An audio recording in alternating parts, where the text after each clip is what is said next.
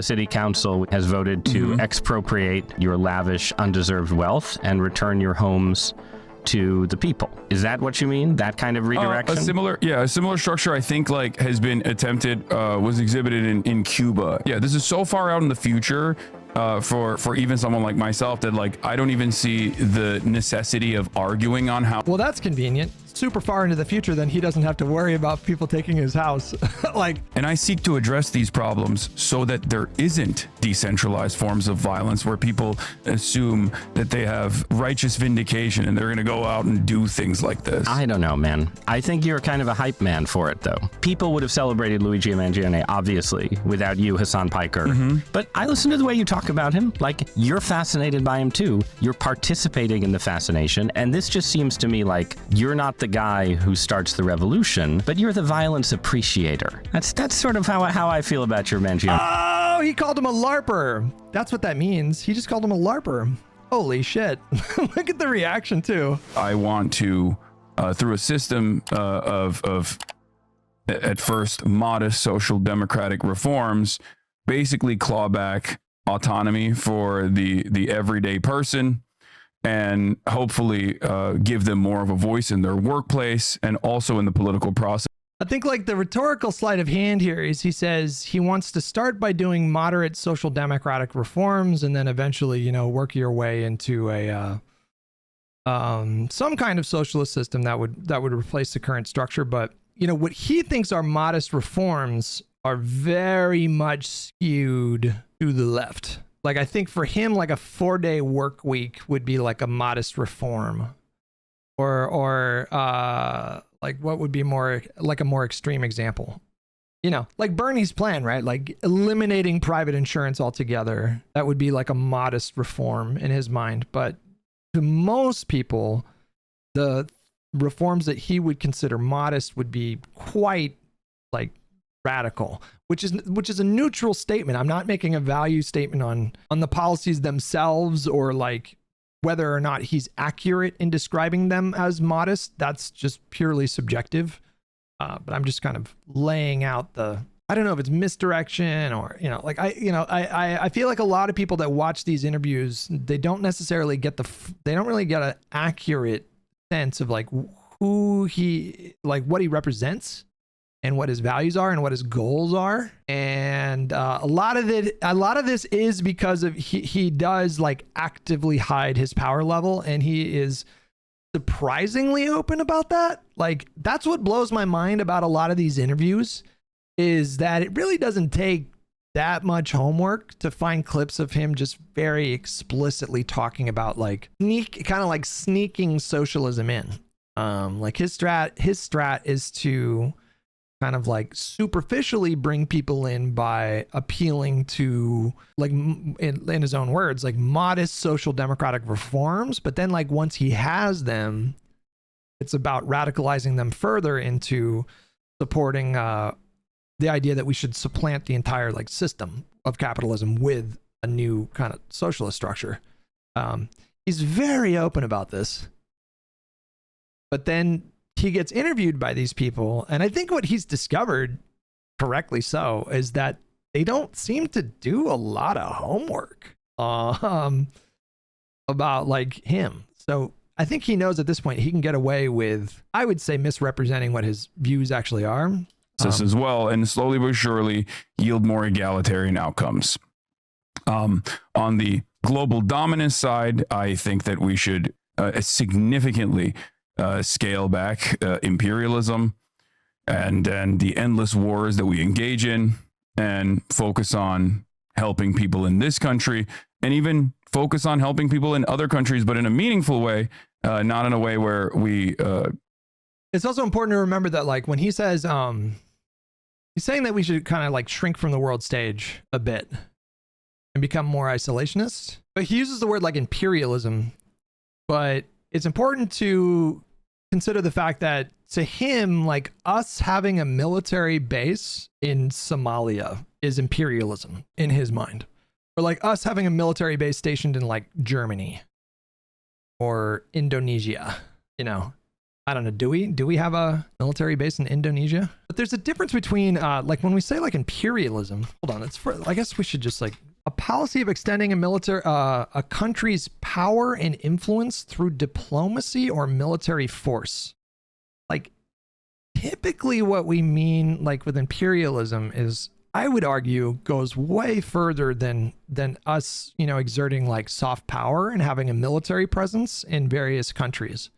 Like Somalia is a really good example because the government in Somalia, they fucking love having American bases stationed there. And like I think in most cases, when like America having a base in a particular country, when you like poll the people that live in that country, they have like a pretty to very positive opinion of America. I think maybe people assume, at least this is what I did when I was younger. I assumed that like when we had these military bases, you know, the people there, the locals, the people that actually lived in that country, they like for the most part resented us.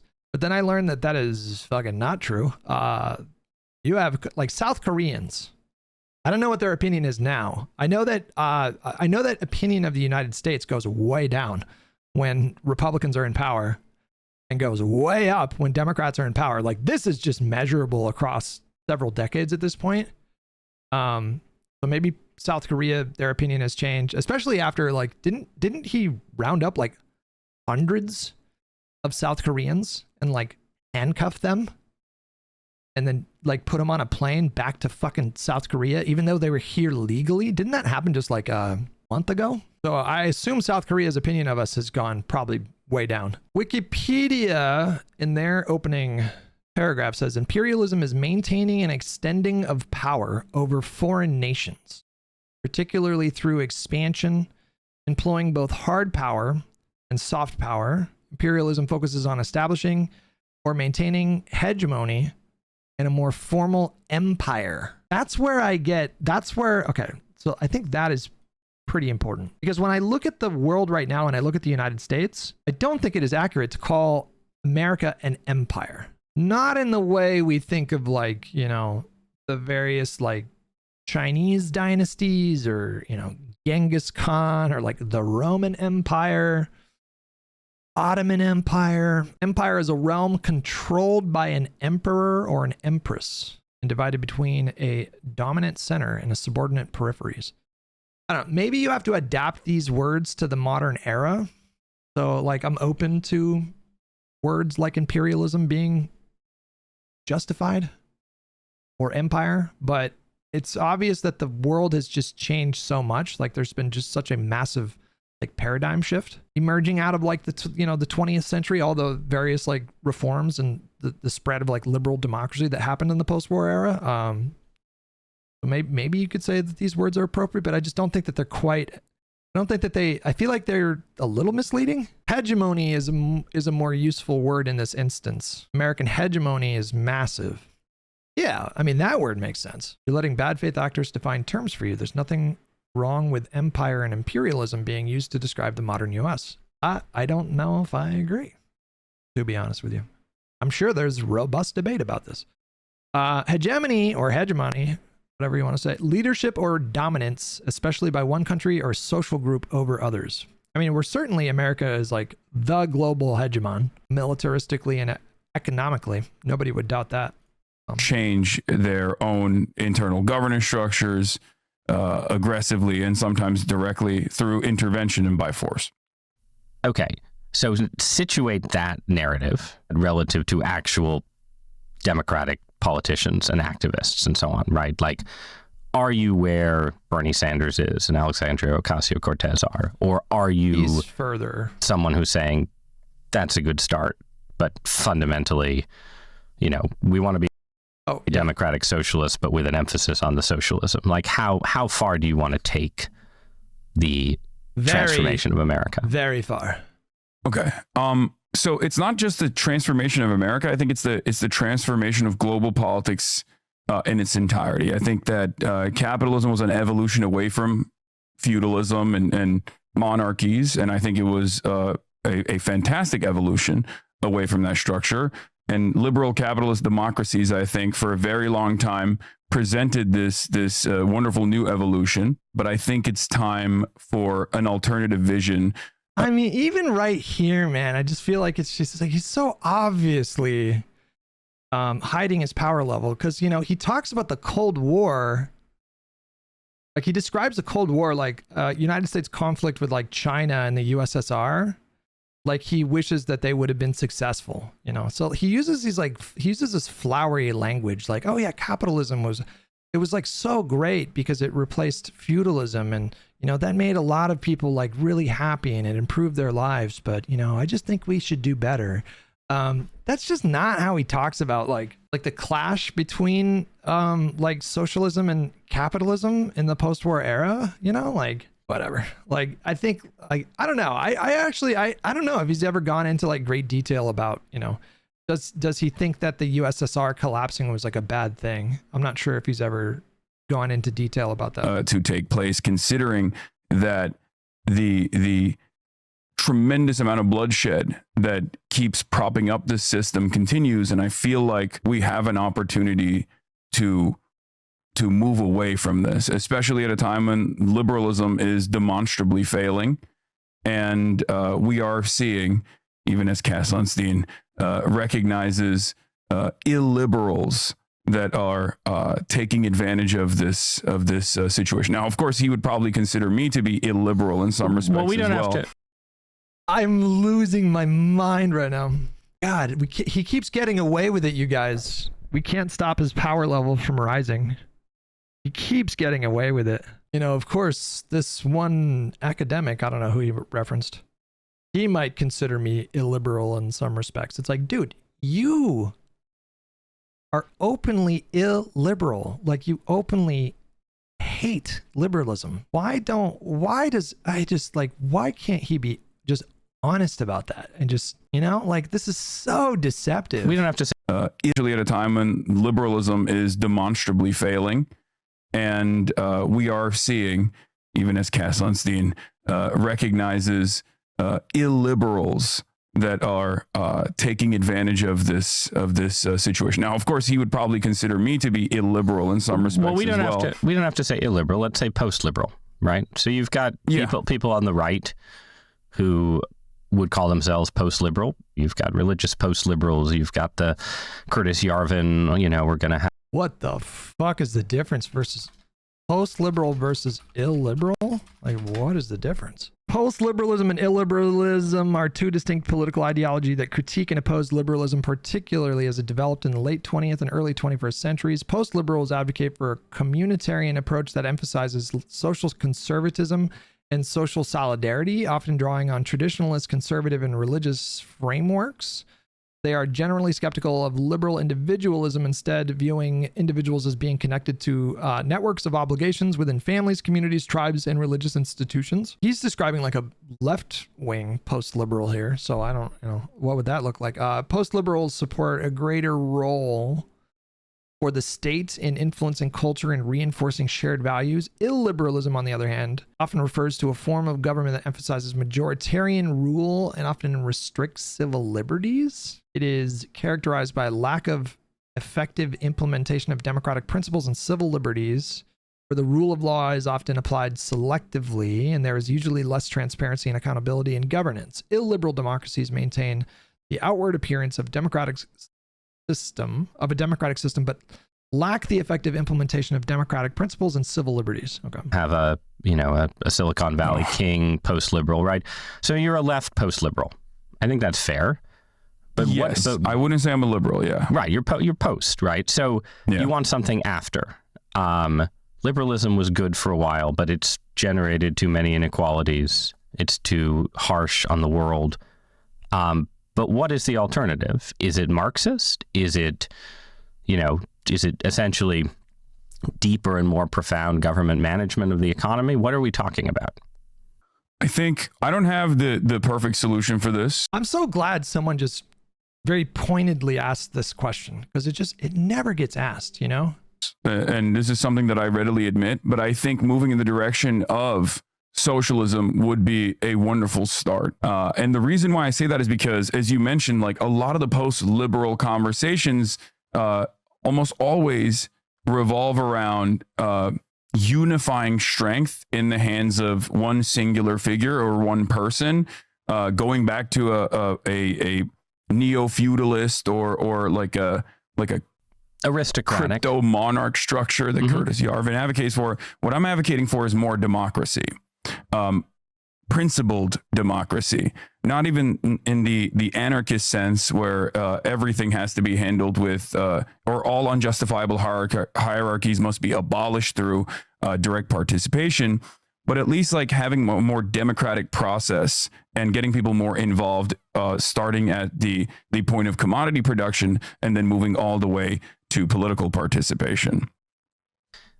I want to talk in a minute about sort of how you developed this worldview and your background, but I want to. We would democratically eliminate all opposition parties. No, we would democratically like re-educate capitalists. I don't call them gulags because I think that gives a bad impression. Work camps, not great vibes. There's a bad branding issue there. I'm talking about re-education, vacation trips. Put a different spin on it. All of a sudden, that doesn't sound that bad. Who wouldn't want to go to a re-education vacation? You don't have to work at your job like when you're there. I mean, we're going to make you do labor, but you're not just, you can take time off your other, your career. Maybe maybe there's some like ditches that need to be made or like, clothes that need to be sewn, some kind of product that needs to be mass manufactured, Pause on that idea of sort of democratic change, right? Is all effective change democratic?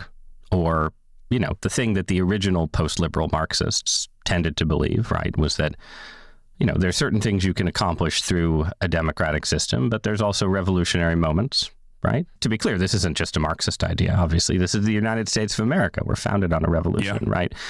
But like, what is your view of revolution as a potential transformative force in the world? All politics, in my worldview, revolves around the distribution of resources and the distribution of power. And a big part of that component is, of course, violence as well. Revolutionary violence, for example. And it just simply means like who gets to do the violence and who gets to be on the receiving end of that violence that we have normalized. Because the systems that we exist under are inherently violent. All political systems are. It's just more so about redirecting that. And I know violence is such a scary concept in this when we're discussing in this way, but we're talking about it in an academic context. But basically, the idea, meaning meaning what? Like, what do you like? Academic violence? Like, what do we? what makes? Excuse me. What makes violence in an academic sense distinct from violence? Like, what are we talking about? Is that instead of having a system that currently benefits the very few, I want a system that benefits as many people as possible, that has more, like I said, egalitarian outcomes. Chucking calculators. Yeah, throwing like pieces of chalk at people's eyes, at eyeballs, that would be pretty violent.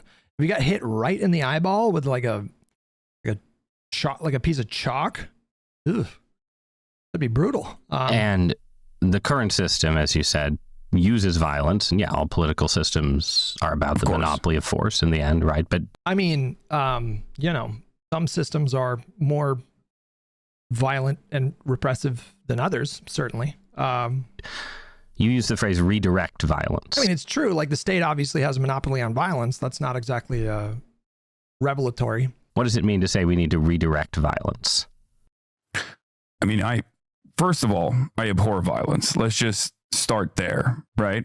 But violence in this abstract concept would be equivalent to the structural violence of poverty, for example.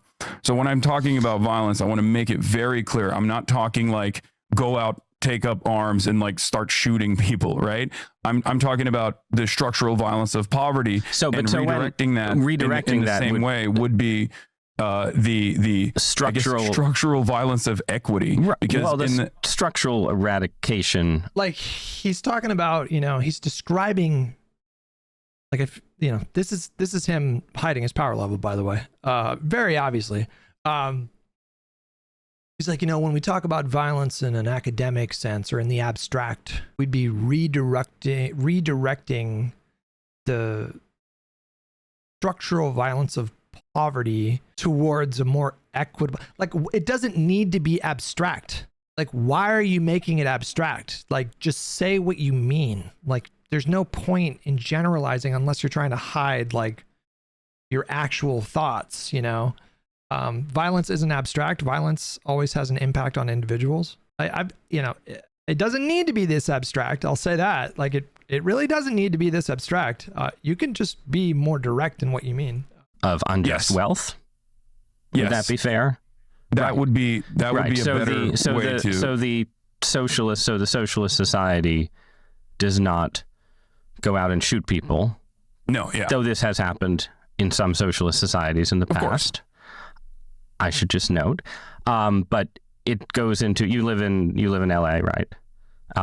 So it goes into Beverly Hills or something, and it says today the city council has voted to expropriate your lavish undeserved wealth and return your homes to the people, and that's backed up by police power, so it's violent.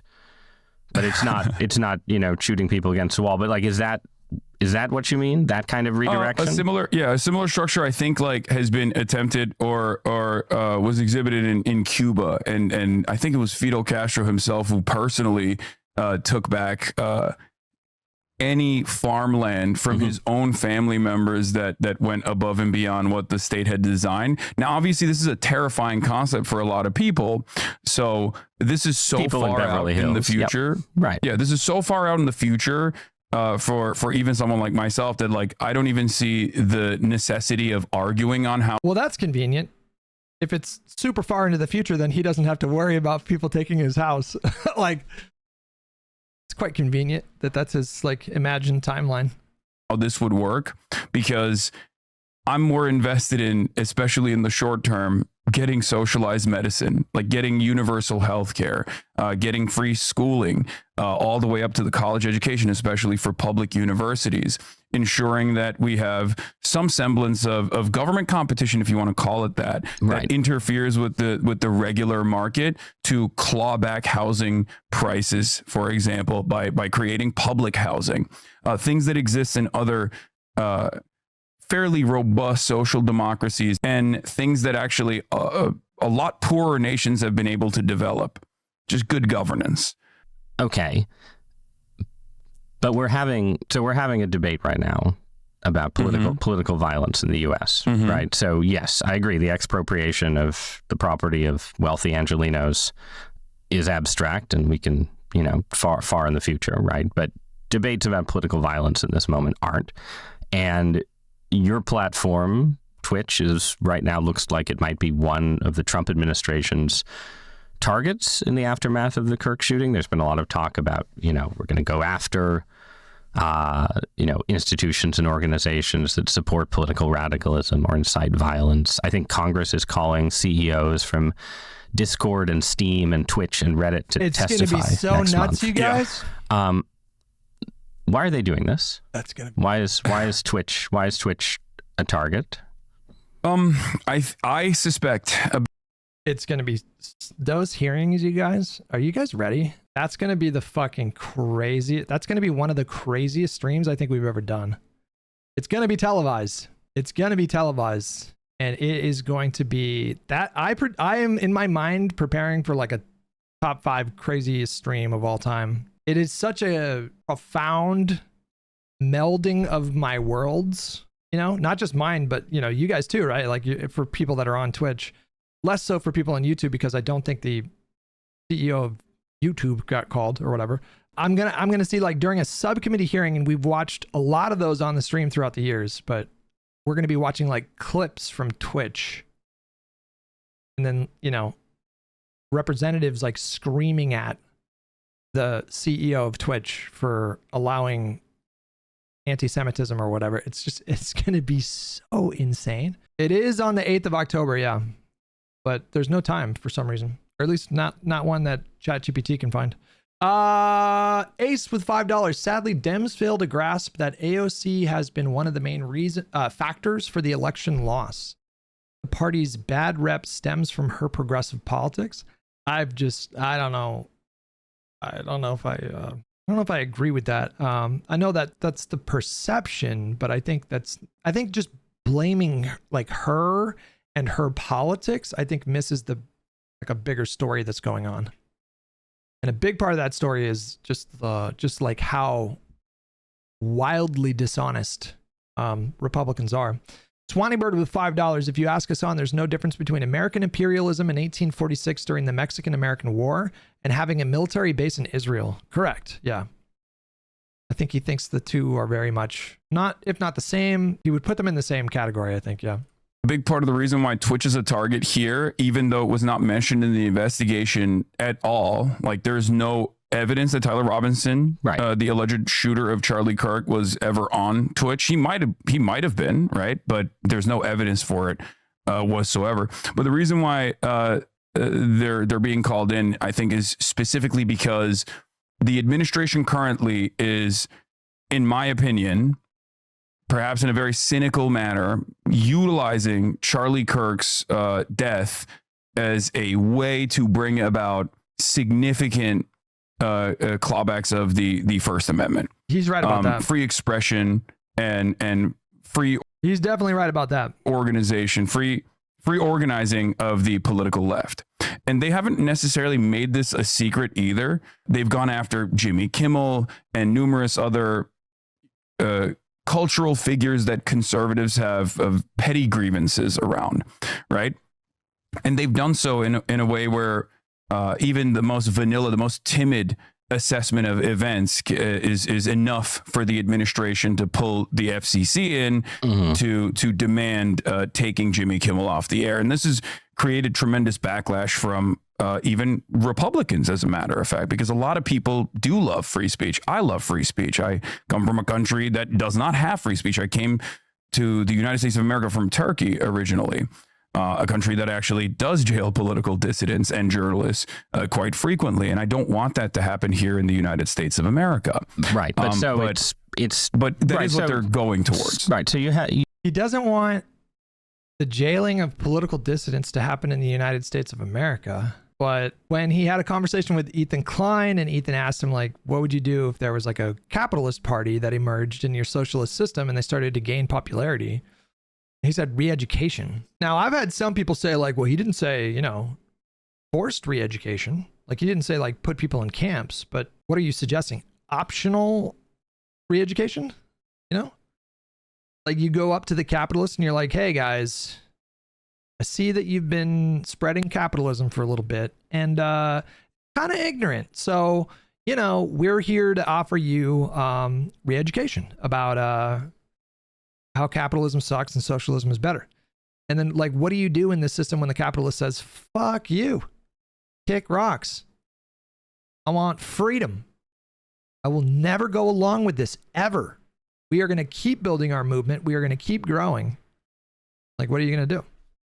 You have the Jimmy Kimmel controversy. As of this conversation, he's back on the air. But what they're doing with calling in Twitch and so on, like, that's kind of about you, right? Like, you are a target. For sure. Right? And are you a target? Are you a target just because you say, you're some kind of Marxist who wants to be post-liberal, or is it something else? I think conservatives have a really great... It's not just because he's a socialist. I mean, I don't even know if they frankly care too much that he's a socialist. It's more about, like, the perception of, like, spreading anti-Semitism or political violence. I agree that he's, like, they're targeting him for sure. By inviting Dan Clancy, they're for sure targeting Hasan. Great way of designing a narrative that makes sense to as broad. I think conservatives have a really great way of designing a narrative that makes sense to as broad of an audience as possible, even though their own setback is oftentimes how hard they go after certain people. But in the grand design of things, if you look at like the Antifa designation as a domestic terror group, for example, if you read the executive order, it makes sense. They're presenting this as this violent leftist organized unit that is like responsible for so much political violence that's taking place. It's of course built up around this hysteria that they expertly craft as a media narrative first and foremost. Okay, but then they want to tackle it. Everyone is in the business of crafting media narratives, yes. right? And I wish Democrats were a little bit better at it. Okay. Here's the problem. Like, I think it is irresponsible, and just it's example number 5 million of just standard issue flowchart logic, where it all comes back to like, fuck the Democrats. So, you know, the fact that Republicans are so effective at messaging sometimes, it's actually the Democrats' fault because they're not as good as messaging. But he's being irresponsible by not expanding on this. Like, you need to get into the why of like why Republicans have been so successful at convincing tens of millions of people to believe, quite frankly, delusional things. It's because they lie. You can convince a lot of people to believe in a lot of different crazy things that are not rooted in reality whatsoever. As long as you have zero shame, zero moral compass, or fidelity to the truth, if you have no standards, you can convince people that a fucking comet's going to come and then aliens are going to come down and like, you know, bring you up on their comet. And, you know, you can convince people to give up their life savings and, become like kind of like a sex slave for you. You know, you can convince people of like anything. If you deliver it with enough conviction, and if you target people where they're vulnerable, their fears, their concerns, their anxiety, if you exploit that without any kind of like moral compass whatsoever, if you're only consumed with power and dominance, you can, of course, you can be really effective in your messaging campaign. Like, should Democrats emulate that? Like, Republicans are so good at it. Like, I wish Democrats were better. Should Democrats emulate that? Is that what we want this movement to be? Like, what kind of outcomes do you think that's going to produce? Hutch, your explanation is bordering on Stockholm syndrome. You're going to need to be a little bit more specific than that. In what respect? What do you mean? My brother-in-law got into QAnon stuff in the first Trump term through Facebook memes. He now doesn't vax his kids and doesn't believe in the moon landing. Democrats should just have better policies. Well, that's kinda up to the voters, right? Like, how does Hasan have any space to explain that when that's how his platform operates? Well, that's the thing. Like, he emulates Trump. You know what I mean? Like, it's not a joke. I'm not joking when I say that. Like, I think he emulates Trump. I think he saw how MAGA was so effective at convincing people of certain narratives, and he saw that as something to emulate. Like, he said, oh, look at that. Like, it's working for them. They're getting power. They're, building influence networks, and we got to do the same thing. Like, I got to do the same thing. And so, like, he's very Trumpy in his like delivery to his viewers, right down to like the stupid little nicknames, Sex Pestiny and Context Puke and Dan Stockman, and he does like the stupid little nicknames, and he can be quite dishonest. Fair. The media narrative around Antifa, right, exists at some level of hype, but also some level of reality, because if you lived in Portland, Oregon in the year of our Lord 2020, you had a lot of experiences of political protest and violence that involved people who called themselves Antifa. That was not fake, right? And it's also not fake that you are a provocateur, right? Like, they're not, there are plenty of people on Twitch who are, who are not highlighted by conservatives, right? I just want to give you one more chance to describe the things about you in your own words that people are going after before I describe them for you. Yeah, no, I'm sure that we'll get to that point as well. But like I said, in just a second, we will. The things that I advocate for are pretty clear. But of course, this is something that conservatives have experienced and have considered cancel culture or like wokeness in particular for quite a bit, where you can just like reframe someone and smear them, especially in the format that I exist in. It's quite simple to take people completely out of context or make it seem as though they are incapable of using metaphor or incapable of being insincere or hyperbolic in moments, right?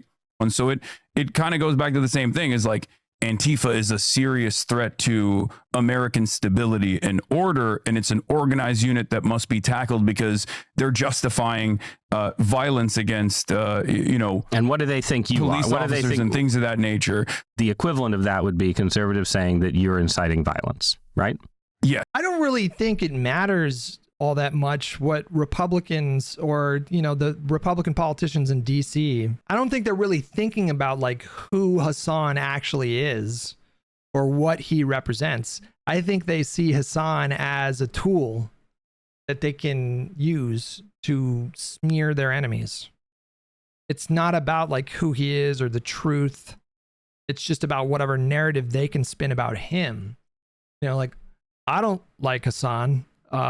I disagree with, it seems like these days, most of the shit that he says, but I'll tell you right now, I'm fully anticipating that they're not like the Republicans that are going to grill Dan Clancy next week are not going to have the same critiques that I have. Like my critiques of Hasan are substantive. Like I'm addressing the things that he says and the things that he espouses. And I'm trying to, and I'm being critical of those things. Like they just see him as, how can we use this situation to make Democrats look bad?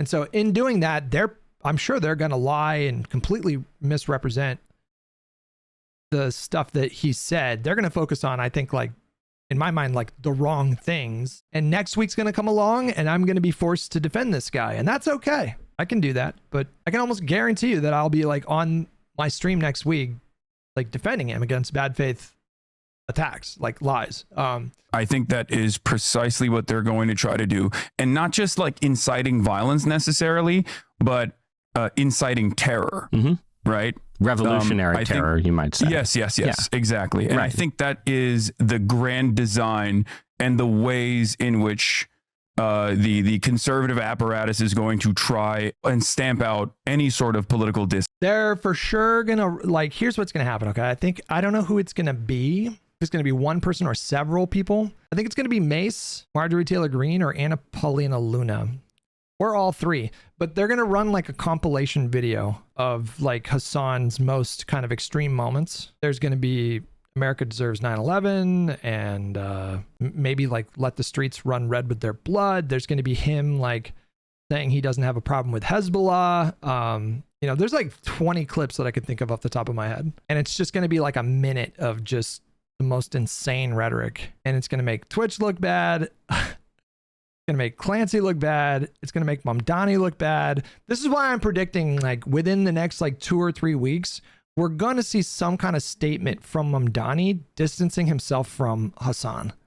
Because I think what they're going to do is they're going to use Hasan to go after Mamdani, and they're going to use this oversight committee hearing to try to do that. And I'll bet you anything Mamdani says, I disavow, and I don't agree with those statements and blah, blah, blah. You're giving the committee too much credit. I mean, this is a very public, a lot of people are going to like see clips from, I don't know how many people are going to tune in live to the subcommittee hearing, but there's going to be a lot of clips that go viral that day and the next, and it'll peter off. Like people have short attention spans, but for like 1 or 2 days, like you're going to see a ton of clips from the subcommittee hearing. Really compelling, clips of Hasan shown in a select subcommittee hearing. Like that is going to go nuts on like shorts and TikTok and Twitter. And it's going to be crazy for like a couple days. Discontent. Like any sort of political dissent, really, because that much has been clear to me, where it's not just about people like myself. Oh man, I didn't even think of that. That's true.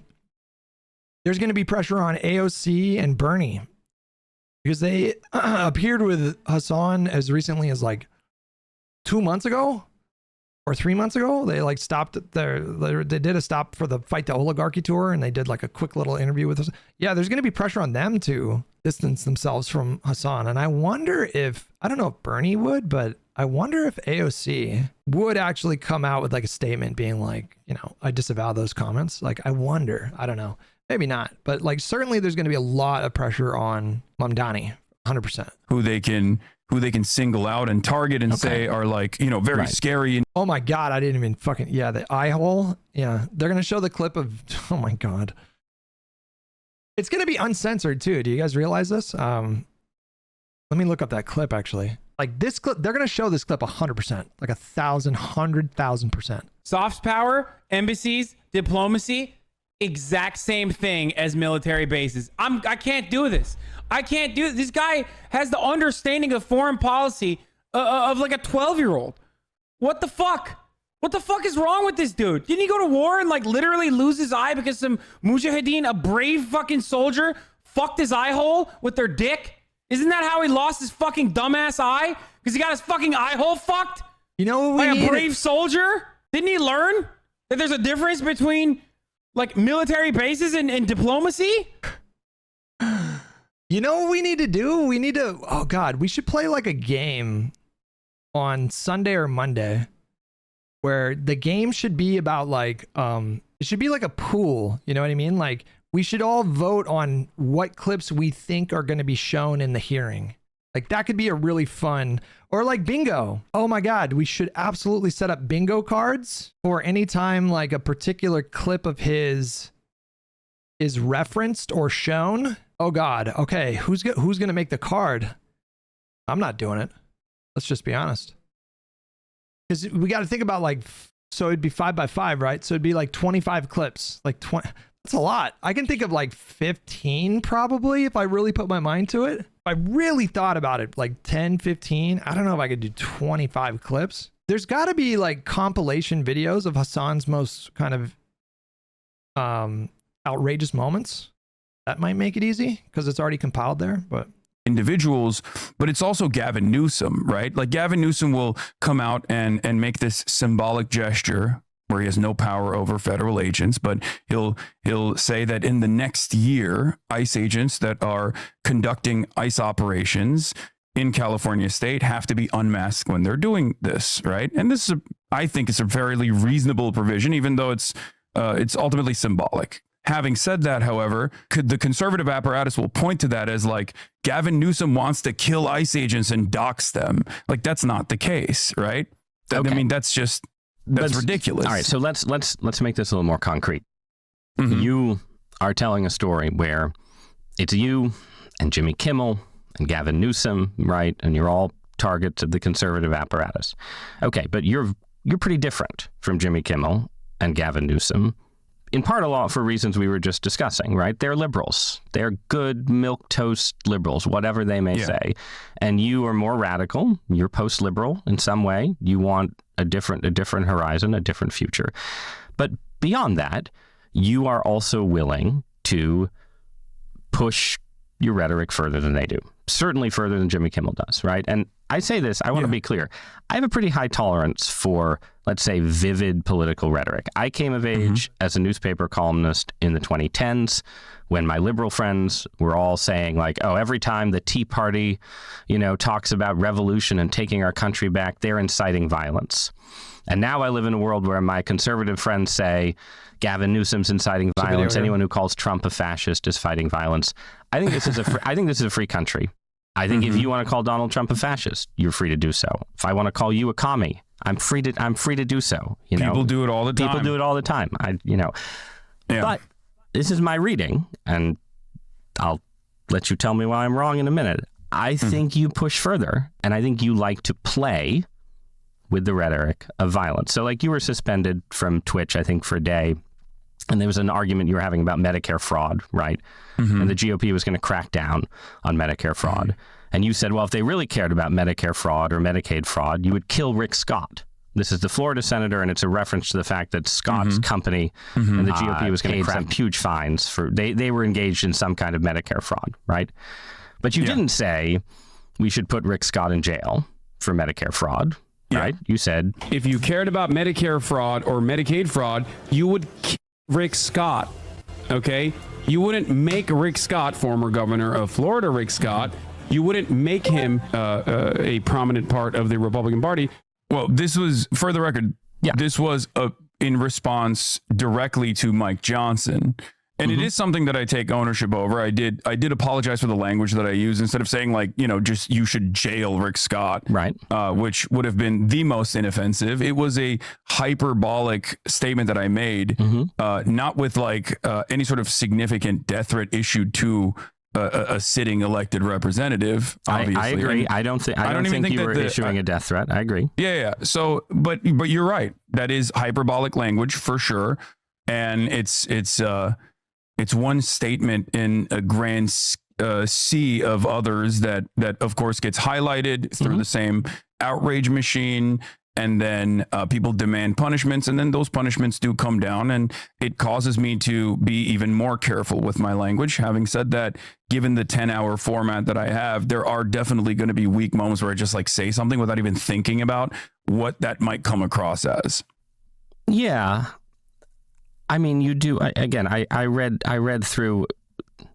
You have a lot of content, right? So I'm not going to tell you that I have read through every hour, every transcript.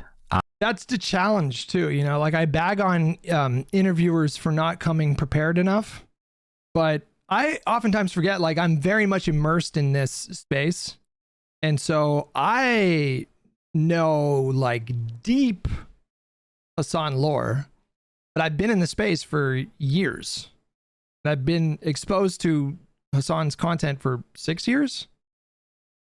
And I'm just very familiar. Like, but if you're looking into Hasan, like, where do you even begin researching with a body of work that is so voluminous at this point? It's like, it's impossible, really. You would need like a perfect AI model. Maybe we'll get there one day.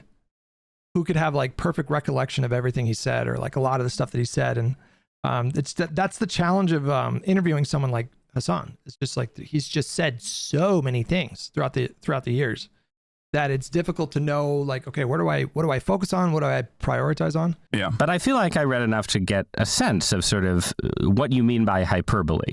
Right. And it means different things, right? It means like you're talking about landlords and why they're bad. I think you were talking to a landlord friend at the time, right? But you said, let the streets soak in their bleeping red capitalist blood, dude.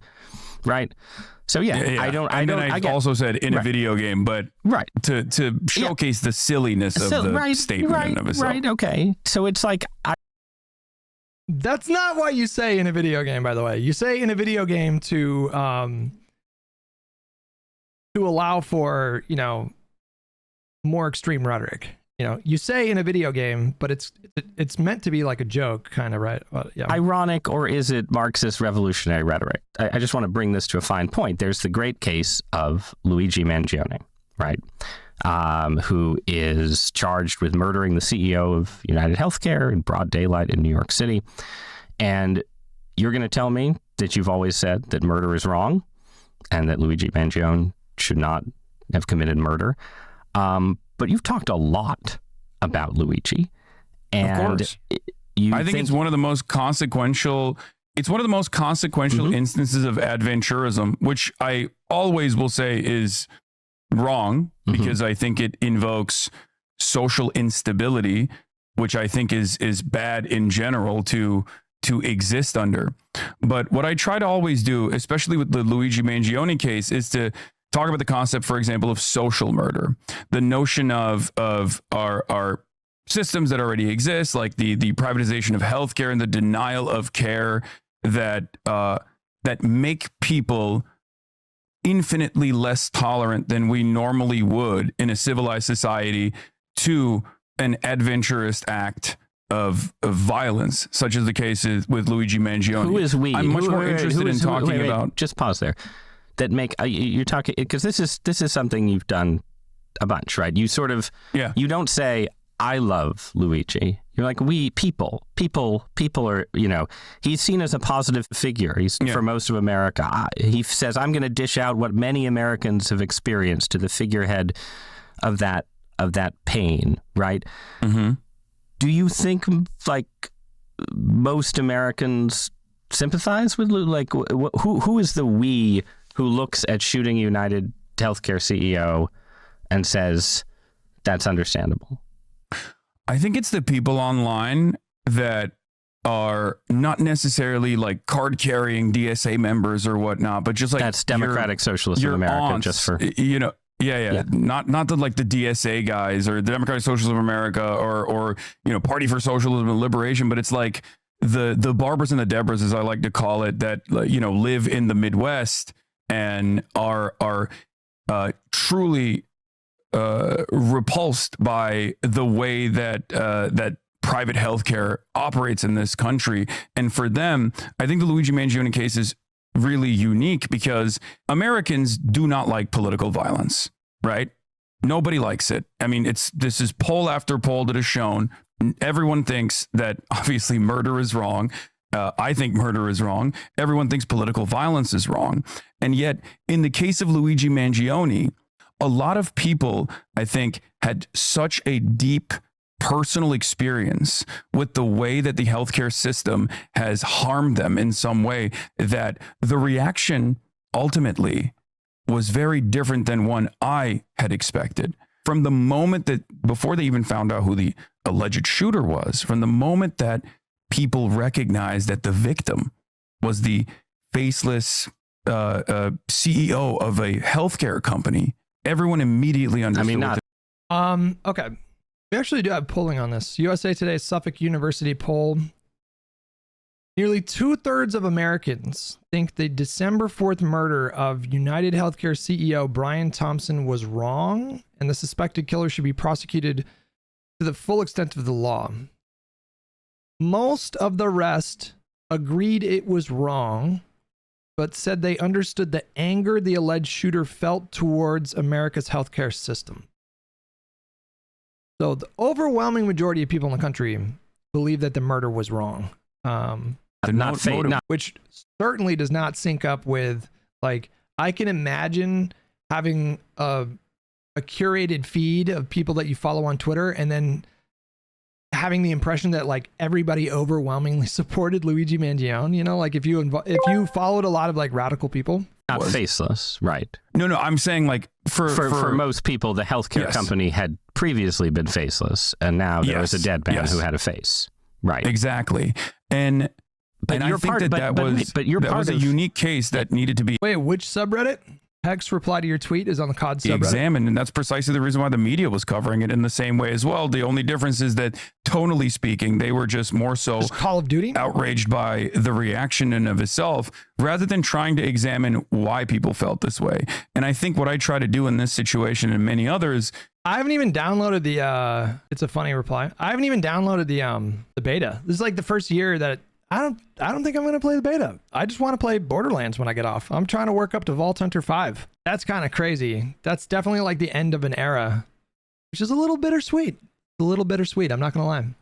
Is to explain why people feel this way. Because for them, when their grandparent has cancer and then that treatment is denied or the coverage is denied, even though they're paying these incredibly costly premiums to this healthcare company, they view that as murder. They view that as a tremendous wrong that was done to them.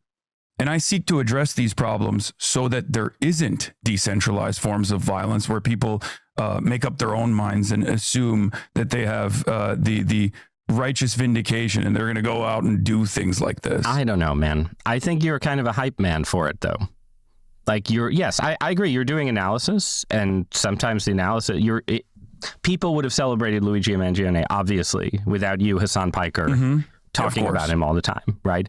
But I listen to the way you talk about him. Like, you're fascinated by him too. You're participating in the fascination. Wow. And you're doing a thing where you're like, well, Now this is not normal. Like this is like an example of hey, fucking finally some like pushback. Like people are actually pushing back here. Yeah. well, you know, I'm not saying violence is good, but you've got to understand that there's other forms of violence in society besides this one, and people who like Mangione, they're saying this violence maybe isn't as bad as that kind of violence. And this just seems to me like you're not the guy who starts the revolution, but you're the violence appreciator. That's sort of how I feel about your Mangione. Oh, he called him a LARPer. That's what that means. He just called him a LARPer. Holy shit. Look at the reaction too. That's amazing. I don't know if this guy knows that he called him a LARPer, but he just called him a LARPer 100%. Coverage just seems to me like you're not the guy who starts the revolution, but you're the violence appreciator. That's sort of how I feel about your Mangione coverage. You're out there. You're appreciating. I wouldn't say that that's fair. It's like, okay, tell me why it's not fair. But the reason why I'm saying I wouldn't say that that's fair is because, like, I do make it obviously very clear that, and I refer to this over and over again, adventurism and people taking matters into their own hands is a mere reaction to the social contract unwinding in real time in front of us. I don't think this is a good thing. I want to make sure that we have a system that helps everyone. And a part of that is creating the same social stability that existed. Now, you can do that by force, by stamping out dissent and moving in the direction of the Trump administration, or you can try and do that by addressing some of these inequities that exist that do actually harm a lot of people, right? Because I don't think you disagree with my assessment that systems are inherently violent, no matter which way they go, and that. And I assume you understand what I mean when I say like the social murder of tens of thousands of Americans in the process of having their healthcare coverage denied. Like, it must interest you as well, right? Because it interests certainly people at CNN and many other mainstream outlets, like why people are doing this. But their reflection on it is, I think it's 100% the case that certain people who had terrible experiences with the health insurance bureaucracy had a reaction to the assassination that is like what you describe. I think that's absolutely real, and it says something about the way the system works in America.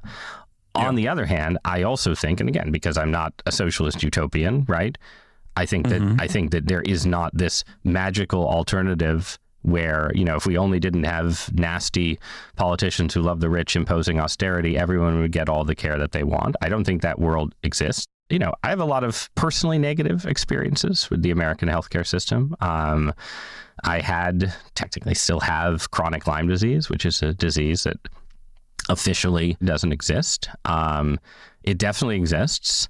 And I've known a lot of people in that world who have a very specific version of the kind of anger you're describing that's directed towards the medical establishment and how it interacts with insurance companies. And, you know, these are people who've had their lives ruined by this illness that the system does not effectively cover or treat. But it's really important, right, as a society, that if one of my friends who had chronic Lyme disease went out and killed someone who they felt was involved in denying them treatment, and maybe was, right, that you wouldn't do, that it would be irresponsible for me to do a podcast and be like, man, that person looks badass. I think that would be irresponsible, even if I was appreciating something real. And that's where I think it's not you saying it's really interesting how people have this reaction to it. You just never see this kind of pushback with him, like, ever. Like, this is so rare. Hasan does a pretty good job of he doesn't really debate a lot of people, and it seems like most, like, basically all of the interviews that he's given so far have been, you know, like, Lovett pushed back a little bit, you know, like a little bit, but that was on like policy prescription. You never really see someone in this spot like pushing back against his like ideology in this kind of way. So it is pretty refreshing. Obviously, this guy is, way more prepared than the other interviewers.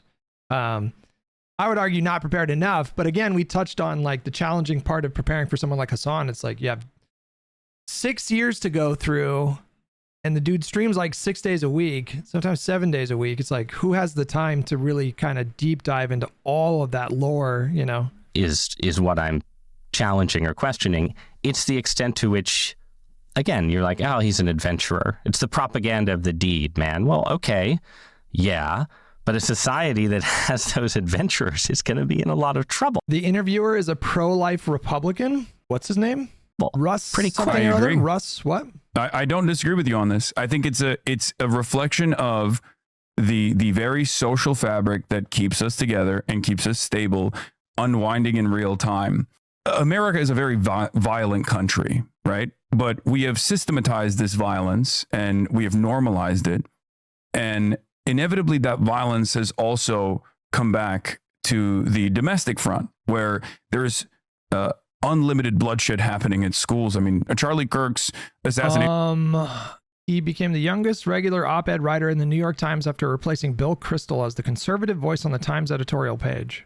Is he like a pro-Trump Republican? Is he a never-Trump Republican? Was the 46th school shooting, technically, a shooting that happened at a school.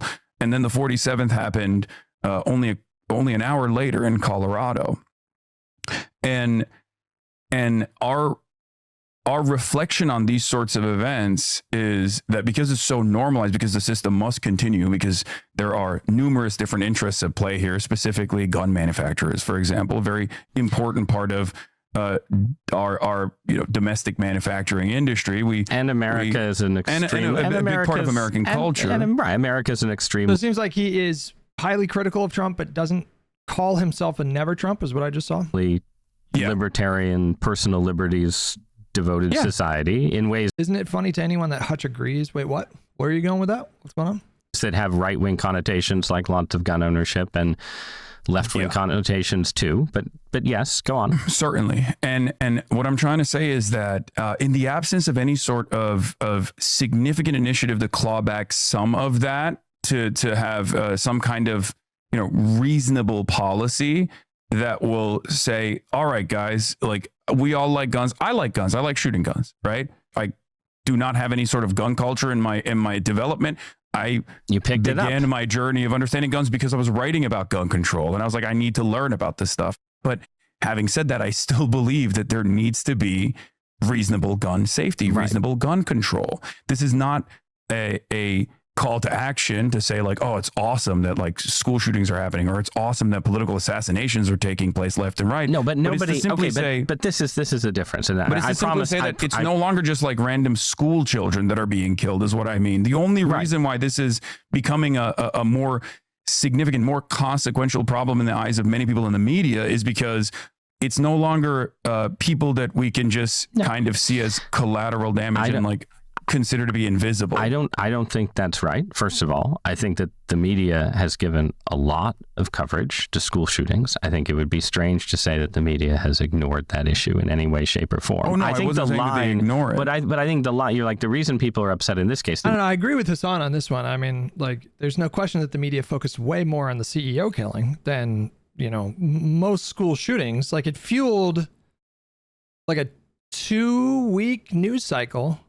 And these days, whenever there's a mass shooting, it usually like a day of coverage, reason that people are upset in this particular case, right, is that when school shootings happen, right, there is, except in very online communities, there is not valorization of the school shooters. Nobody calls a school shooter an adventurer, right? And the people, obviously, we don't want to live in a world with school shootings, but we especially don't want to live in a world where it seems like people who are sort of in the public scrum, like you, right, are sort of appreciating violence. Like, if I'm pro-life, I think abortion is a form of murder.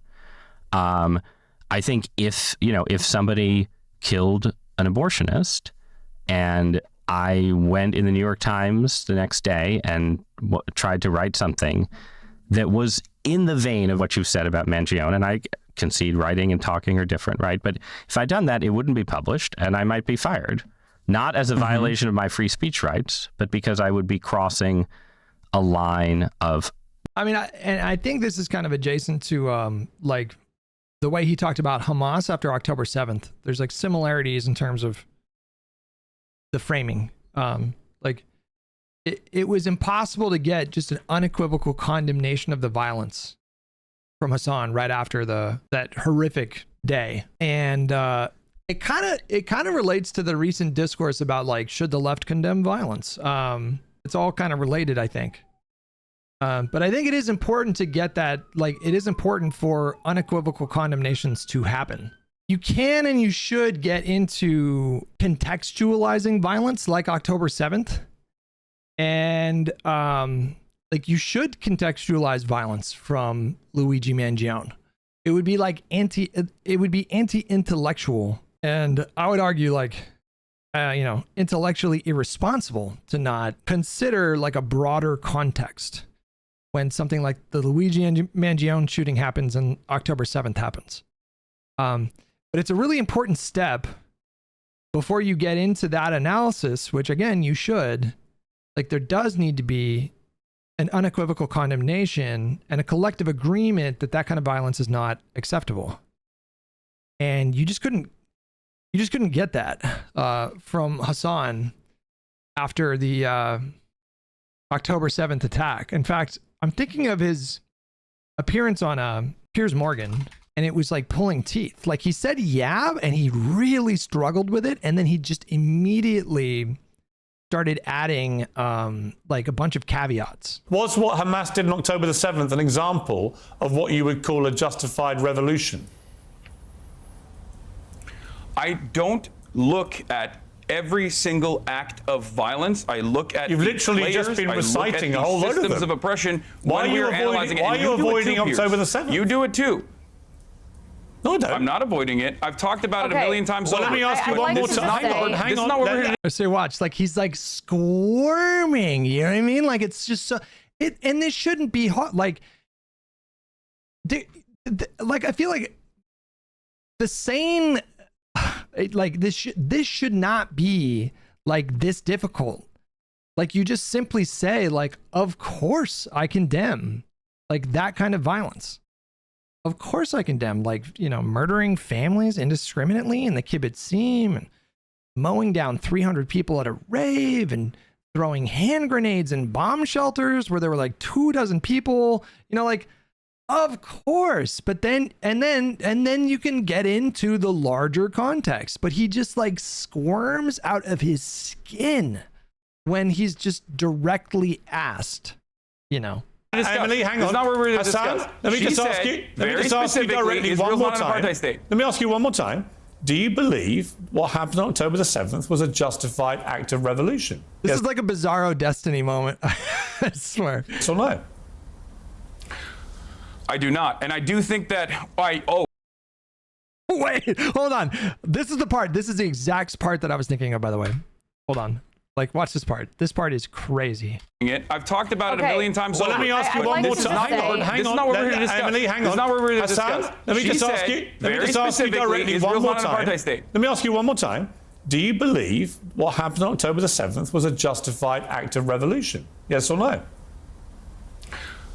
I do not. And I do think that wait, hold on. That's let me clarify. Let me clarify something very important here. Events that unfolded on October 7th were atrocities. That much is clear. Those atrocities could have been avoided if Israel was not an apartheid regime. Israel has been an apartheid regime for 75 years. Can you answer how Israel is an apartheid regime? Because you keep repeating that. No, you can't just chime in. You can't just chime in. You ask me a question. You want it. Why you ask me a question. I'm going to give you an answer. Because you're repeating Israel these lies. has been an apartheid regime. He just can't like physically, like he literally like physically can't just be like, yeah, of course this was not like an act of like revolutionary, like this is not the kind of like revolution that I would advocate for. You get like, of course you just say that and then go into the rest of your thinking. But like you get so hung up on the thing. And then it's the same thing with like he's so horny to contextualize violence like October 7th and Luigi Mangione. And I think he, in his mind, he sees himself as like more intellectually like honest. Like, I think that's how he sees it. It's like he's the one that's like willing to go a layer deeper and see what's underneath all that, and I think he thinks that there's something like profound about that, but you just you just like look like a psychopath when you do this. Just straight up, you just look like a psychopath, because like you're not making your point in the most effective way, because people are going to get hung up on the fact that like, why is he struggling so much with this answer? Like, sometimes the obvious answer is the correct answer. Like, obviously we condemn, Luigi Mangione. Obviously, I think that kind of violence is barbaric. Obviously, I think what Hamas did is completely unacceptable, and that's not even unacceptable. Doesn't really quite do it well. Again, not endorsement, but even just appreciation, like the appreciation of the violent act. I think there's a taboo around that for a reason, and you like pushing at that taboo. I just think that's what you like to do. I don't, it's not something that I like to do necessarily, but I want to examine the contradictions of even what you just said, right? You say abortion is murder. I obviously don't agree with that. I'm pro-choice. I think it's a matter of bodily autonomy, and the government shouldn't interfere in this between a medical professional and a woman. Having said that, you get to argue about women's bodily autonomy being potentially removed by making the argument through the systematized version of violence, because I think, as you would probably also recognize, abortion restrictions have come down in numerous states since the decision of Roe v. Wade was overturned. And in the process, women have found themselves in this unique predicament where they can't even get their ectopic pregnancies dealt with because their medical professionals are worried about potential prosecution. This has led to a lot of pain and a lot of torment, and maybe even in some instances, death. When you argue not maybe, I mean, that we know, like, there have been deaths as a result of these policies. Behalf of the pro-life position, you don't have to say, like Bill O'Reilly did, Tiller, the baby killer, and then someone goes out and actually shoots a doctor. You can simply say, I'm not putting words in your mouth. I don't know what your position is on or your advocacy around abortion, but someone of this mindset can easily just advocate for the harm that is done to millions of Americans, potentially, without uttering a single word that could be considered remotely violent by the broadest subsects of American society. Right. So you're right. This is the uneven dynamic is what I'm trying to explain. I understand your argument, but your strategy for your argument is that effectively advocacy for policies that cause harm, economic harm, or physical harm, could itself he's calling it violence, right? Like, this case, right? But we were talking about economic harm earlier, so both apply. Economic harm also leads to physical harm as well. But that constitutes a form of, could be argued to constitute a form of incitement, right? Yes, that's precisely what you're saying, right? Yeah, and that's actually the argument with policing, right? But so policing is a necessary institution. But then why people can just point? Now we're really kind of stretching the definition of violence. Encyclopedia Britannica says violence is an act of physical force that causes or is intended to cause harm. And when we talk about like Hasan describes someone not having adequate health care as like a form of violence. Well, we're kind of stretching the definition of that term, aren't we?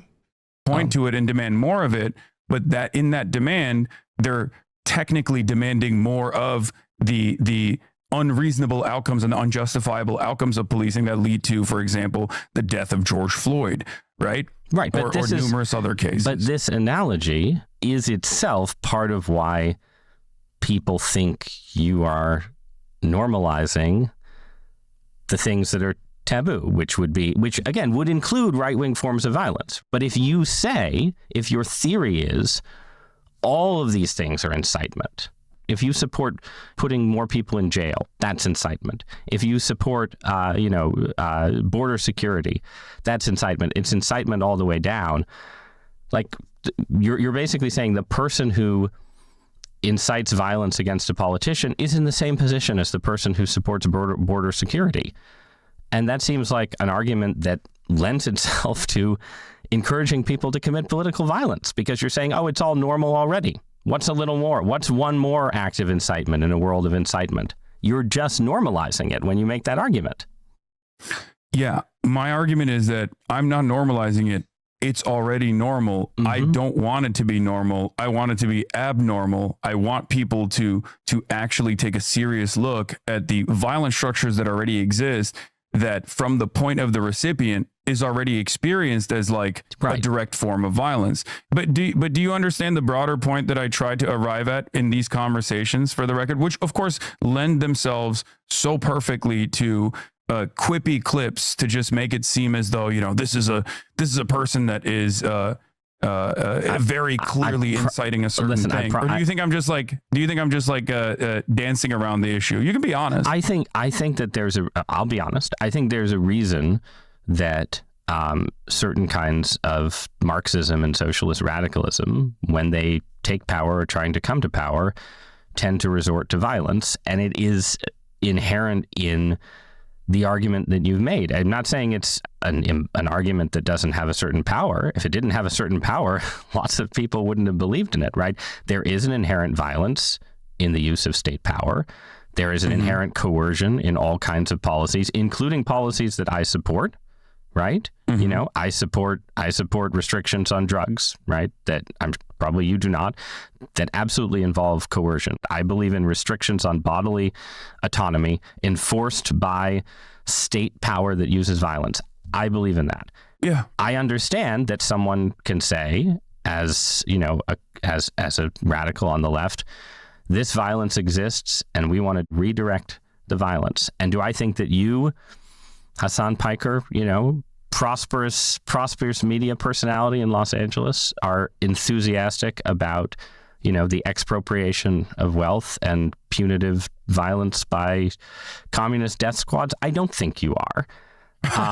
But I think that the reason you have strong taboos against sort of, I will say what I'm enthusiastic to prevent that slope from slipping in that way. Okay, so I am enthusiastic about the expropriation of wealth for people such as myself as well, in the form of taxation, though. And that's basically the grand design that I have. Right now, though. No, it's not, man. Come on, bro. Come on. He's confronted with a capable interlocutor that can kind of see through the nonsense here. His grand design is not higher taxes for wealthy people. This is such a lie. This is such a blatant lie. No one's going to deplatform you, right? Twitch is not going to suspend you for saying that you want to raise taxes on the rich and use the force of the state to take. But what a fucking joke, man. What do you think?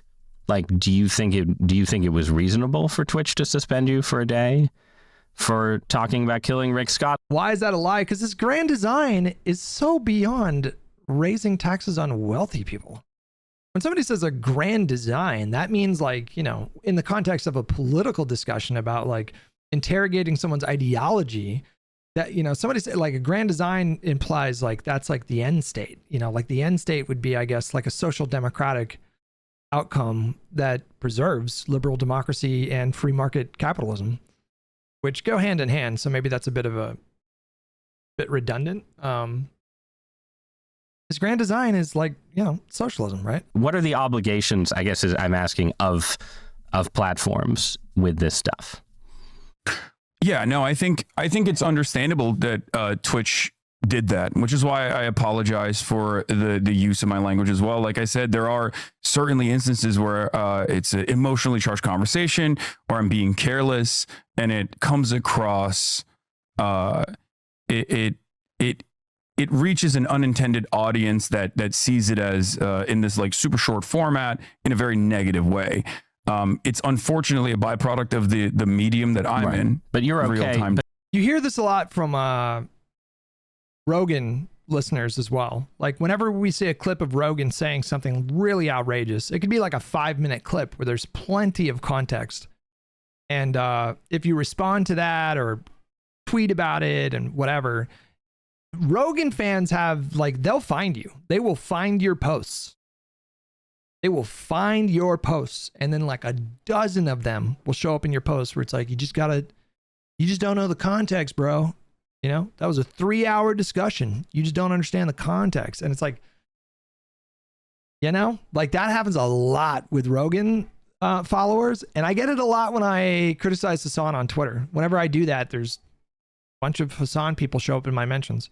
First of all, most of all, they'll say, I can't believe you're talking about Hasan when Trump is doing fascism, which is a very similar argument to like, I can't believe you're talking about college protests when there's a genocide going on. It's like very kind of similar kind of logic. Discourse happening with random anonymous accounts. But you're okay with some kind of taboo maintenance here. Oh, for sure. Yeah. In order for normal discourse to flourish, obviously, some kind of terms of service need to be implemented. You know, like a direct call to violence is, of course, going to be considered unacceptable. I totally understand that. Even if it's like being made in jest, or even if it's like being misunderstood in that moment without the appropriate context. Yeah. Having said that, however, if we're talking about like broader things, and we didn't really get to talk about this a lot, but a deplatforming initiative has taken place on Twitch and on numerous other platforms, mostly championed by the ADL and some other actors as well, because of my consistent anti-Zionist advocacy. I am an avowed anti-Zionist. I openly say it. I have also spent all of my professional career combating anti-Semitism, which has grown in this country as well. And yet, that's fucking amazing. What an amazing thing to, I mean, maybe he's telling the truth, but like, when Ethan wanted to talk about anti-Semitism, he said, number one, he said that Ethan was like hallucinating. And number two, he said that Ethan was inappropriately centering himself in the conversation rather than where the focus should have been, which is on people suffering in Gaza. Because people were suffering in Gaza because of Israeli military actions and bombs and death. And because of that, it was like he was basically saying, and it was inappropriate of Ethan to like bring up some of the deranged stuff that he's seen in his mentions. And here he's just like, I've been just a tireless, I've been sounding the alarm about anti-Semitism. It's like, well, did you really in that spot? A lot of these organizations, I think, and a lot of people have falsely maligned and smeared me as an anti-Semite, despite my advocacy against anti-Semitism. So this brings us to the last area I want to talk about. Yeah. You've mentioned a few times. Are they closing with Israel? Mm-hmm. Just talk about for a minute your background in the Middle East and how it shaped your politics, how it radicalized you might be a good way. Oh God. Yeah. Final 20 minutes are going to talk about Israel. Okay, let's go. I'm going to try to not pause very much. Okay. Putting it. Yeah. I mean, I have, I think, a very different opinion about American foreign policy than the average American has, due to the fact that I didn't grow up in America. I had more proximity I'm so serious. I'm so serious right now. I'm going to do my best to not interrupt. Here we go. Closeness to, I guess, the recipient of American violence and American intervention, being someone who grew up in Turkey. Very few interruptions. We're just going to breeze through this thing. Okay? And therefore, my starting position is very different to the way that like the American world police narrative was designed in the United States of America, admonishing its enemies, making them seem as though they're barbaric and deserving of like some kind of direct military intervention. These are things that I obviously consider to be not only wrong, but also incredibly consequential. This kind of sentiment was incredibly consequential for people who had to live in these countries and had to be victims to boots on the ground military warfare and even like the drone wars that greatly escalated under Obama. Fuck you, man. Fuck you, man. If you're going to talk about the drone war escalating under Obama, which is fair, you know, the drone technology leapt forward fucking decades or whatever. We made huge advancements. So it kind of makes sense that, you know, Obama was dropping more drones. The drone tech got insanely good by that time. But how can you bring up the escalation of the drone war under Obama without crediting Biden for like almost essentially like ending our drone program? Nobody talks about this. It's insane. Like, this was the biggest complaint of Obama from the left flank for years, was the use of the drone program. And, you know, right or wrong, I'm not even staking a position on that critique. I'm just saying that's what they said. And then Biden comes in and reduces it to basically like zero. He just stops doing the drone attacks, and you just never hear him given credit for this. How do you even explain that? Like, it just doesn't make any sense. If you care about that as much as you say you do, it's like, fucking say something, for Christ's sake. What do you think about the government of Turkey? I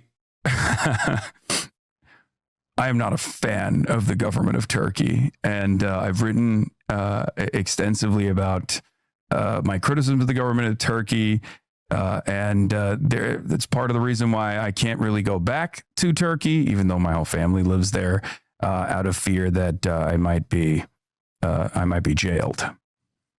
And I don't think the Trump administration would demand my return as an American citizen. Probably not, huh? I'm curious how you think about how left-wing politics and Middle Eastern culture and Islamic politics fit together. And I understand you're not a Muslim. You don't consider yourself a Muslim and so on, right? But I say I'm a Muslim. You're culturally because, right. I'm culturally Muslim in the same way like Muslim. Many secular Jews are Jewish, or many American Protestants say that they're Christian, but they're not really. Right. So I'm going to ask you for a take, and you know, based on that background, because I'm really interested in the ways that sort of conservative forms of Islam and the culture of the progressive left right now fit together, both in Europe and the United States, because in a way, these are some of the most different groups you can imagine, right? Sort of forms of Islamic cultural traditionalism are pretty distant from the norms and mores of like the secular Western left. Oh my God, did you already make a... At the same time,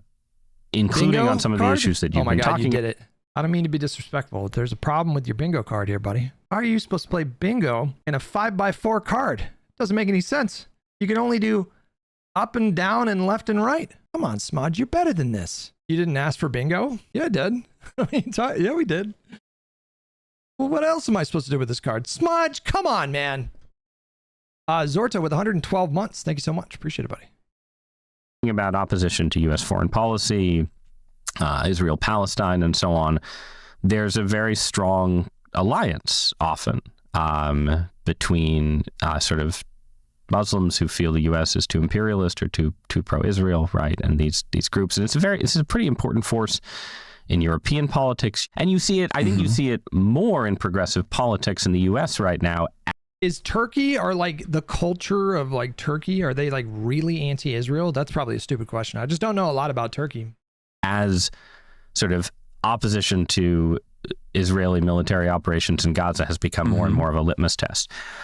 I'm just curious if you have thoughts on like how that fits together. These two very different, very culturally different groups having a kind of alliance of, is it alliance of convenience? Is it something more? What do you think about that? Super easy to explain. ChatGPT cited a Pew Research Center survey in 2025, and it said about 93% of Turks said they had an unfavorable view of Israel. That's pretty high. They got America beat right now. I disagree vehemently with the Klan. I don't want Arkansas to be firebombed into oblivion. I don't want the children of Klans members to be killed at their schools. I don't want the hospitals that Klans members go to be bombed as well. And I'm not even making an equivocation between the Klan and, for example, Hamas, which I consider to be a resistance group. They have a emancipatory movement, ultimately. I don't agree with their internal politics, their domestic affairs. I don't agree with a lot of the things that they represent or a lot of the things that they say, but these are utterly inconsequential in the grand scheme of things, in the overarching hierarchy, where the number one most consequential wrong that's taking place is not only is Lonerbox in here? 78 plus years did I get of raided or brutal something? occupation and apartheid, but then also the ongoing genocide for the past 2 years. I feel like that is far more important to address than any number of different like civil liberty initiatives that Muslim countries could engage in. And I think a lot of people see it that way as well, where they're just like, I don't think this should be happening. I don't think that this violence. Actually, I think comparing Hamas to the Klan is, kind of appropriate. Welcome, Lonerbox people. We're watching the New York Times Hasan interview. Should be happening, and we need to solve that first and foremost. It's not necessarily that leftists in the West are like firm and committed believers in, I don't know, whatever kind of like stereotype version of Islamic fundamentalism. No, I don't. I don't think they are that at all. People present. No, I completely agree. That's I think a big part of why it's an interesting political formation, right? I'm going to run with the Klan analogy just because you offered it to me, right? Like, if there was a war against a small political state controlled by the KKK that followed in the aftermath of the KKK going out and killing. Yes, this is exactly what I was thinking, by the way. In my mind, I was like, okay, well, did the Klan like govern? That's exactly where my mind went. I was like, well, you have to make it analogous, right? So like, if you want to make that point to the Klan to like make your point about, opposition to the like violence against Hamas, then you would have to make it analogous. So like the Klan would have to like run Alabama and then, fire missiles or fire rockets into like Mississippi very frequently, and then plan and coordinate and then execute massive terror attack that you live streamed, which was just the indiscriminate murder of like over 1,000 people. And, well, I guess it was like, in terms of Israeli citizens, I think it was like 900 or something like that. And then you kidnapped, like you would have to like make it analogous, but whatever. A lot of African Americans, black women and children. And the larger region consisted of a bunch of regimes that, even if they weren't fully KKK, had some sort of white supremacist, elements at all, were authoritarian and so on, right? Like, I feel like a lot of people would see a little more complexity in that drama than you do in the way you talk about Israel and Zionism. Yeah. And I should say, I think opposition to and skepticism of the Israeli strategy in Gaza is totally understandable, and I've expressed it myself, right? But you're something more. Again, you're an anti-Zionist. Yeah. In fact, you've said, as long as we're doing KKK things in one of your arguments, you've said sort of, a certain kind of Zionist tendency should be treated the same way we treat neo-Nazi tendencies, right? And then that kind of rhetoric shows up around on the left. Yeah. Isn't there something a little bit strange from a left-wing perspective about that kind of focus on the crimes of one country in an environment that you've just yourself analogized to the KKK? So, great question. The reason why I made certain to mention that I find the Klan's political opinions to be repugnant, but I still would not advocate to firebomb them, but then also made a distinction between Hamas as an emancipatory movement that has evolved over the years to fight back in ways that I might even personally find to be inappropriate or morally repugnant. Ultimately, one or the other. There is more inappropriate or more morally repugnant. I think that as oh my God. Oh man, this is great. You never hear him press to clarify these things, emancipate, to set free, especially from legal, social, or political restrictions. How could you call Hamas an emancipatory movement? How the fuck do you justify that when this is a group that seeks to impose brutally repressive political, legal, and social restrictions on the people that they preside over? That is like quite a word to use. As someone who believes in human rights, I think like targeting civilians is the major reason why I criticize Israel. It would be very hypocritical if I considered targeting civilians to be appropriate if it was done during an emancipatory struggle. Having said that, I do have the same understanding or the same the same conceptualization of that kind of resistance as I do with the ANC or as I do with the IRA. Or even with the abolition of slavery in this country, right? The reason why I don't think it's an apt analogy to compare the KKK to Hamas beyond like disagreements and enforcement is because the Klan has not been dominated, or the Klan itself has not existed under a brutal structure of like black supremacy that wiped them out. This is the reason why I don't think the comparison is apt in that regard, because I do agree with Palestinian liberation as a concept, whereas I would liken the Klan's operations or their worldview to the same kind of ethno-religious supremacy that is baked into Zionism as well, and the exterminationist policies, I think, that also exist within Zionism as well. So the Klan is a closer analogy when it formalizes and it turns into a system of violence to what Israel is doing.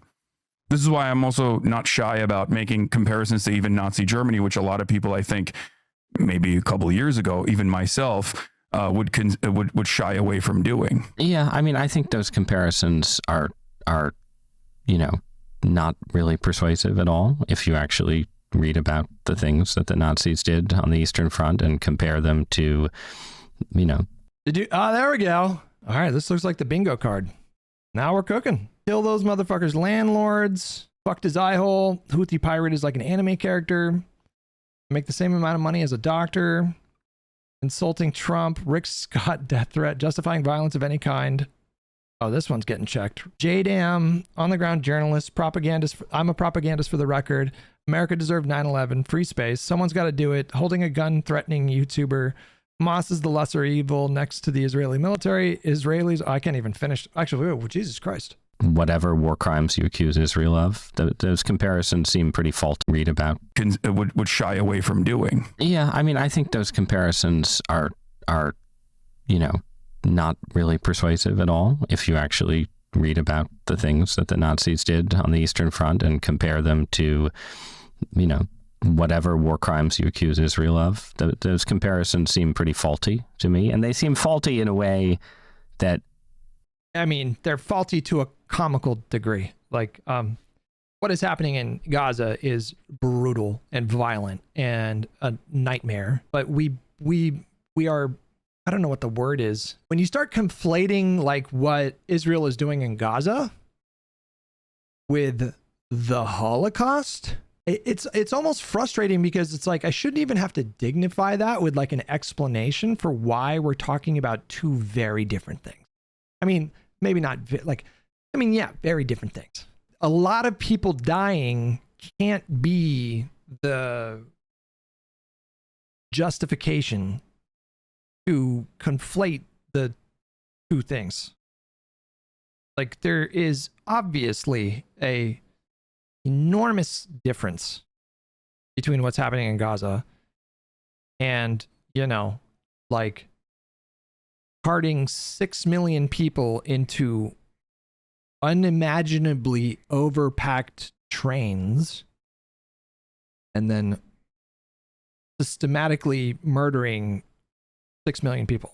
That doesn't compare to sniping children in the head. Well, I mean, there can be like individual there can be individual instances of like war crimes, right? And you should address those things, obviously. Like, if there's like one of the biggest complaints that I've expressed about Israel is that they don't seem to meaningfully police their IDF soldiers when it comes to like when they're caught doing war crimes. Like, they're given very light sentences, and this is a systemic problem, and they deserve a lot of scorn and disrespect for that.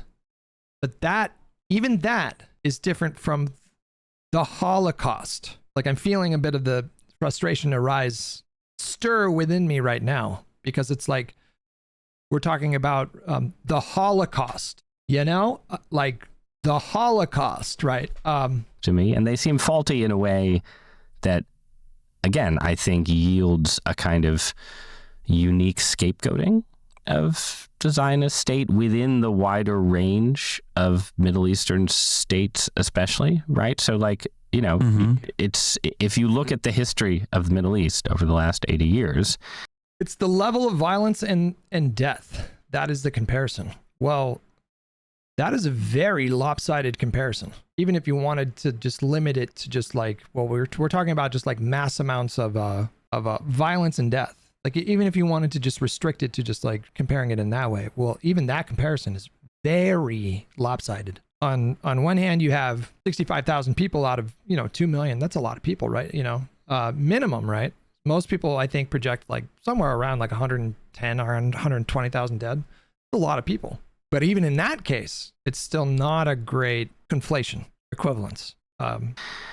Most of the crimes that you're accusing the Israeli government of committing, I mean, if you look at the history of Iraq, if you look at what happened to the Jews in Arab countries after 1947 and 1948, if you're looking for, ruthless oppression, you can look next door to Egypt, right? Like, it seems like there are many, many potential targets of a leftist utopian form of moral outrage.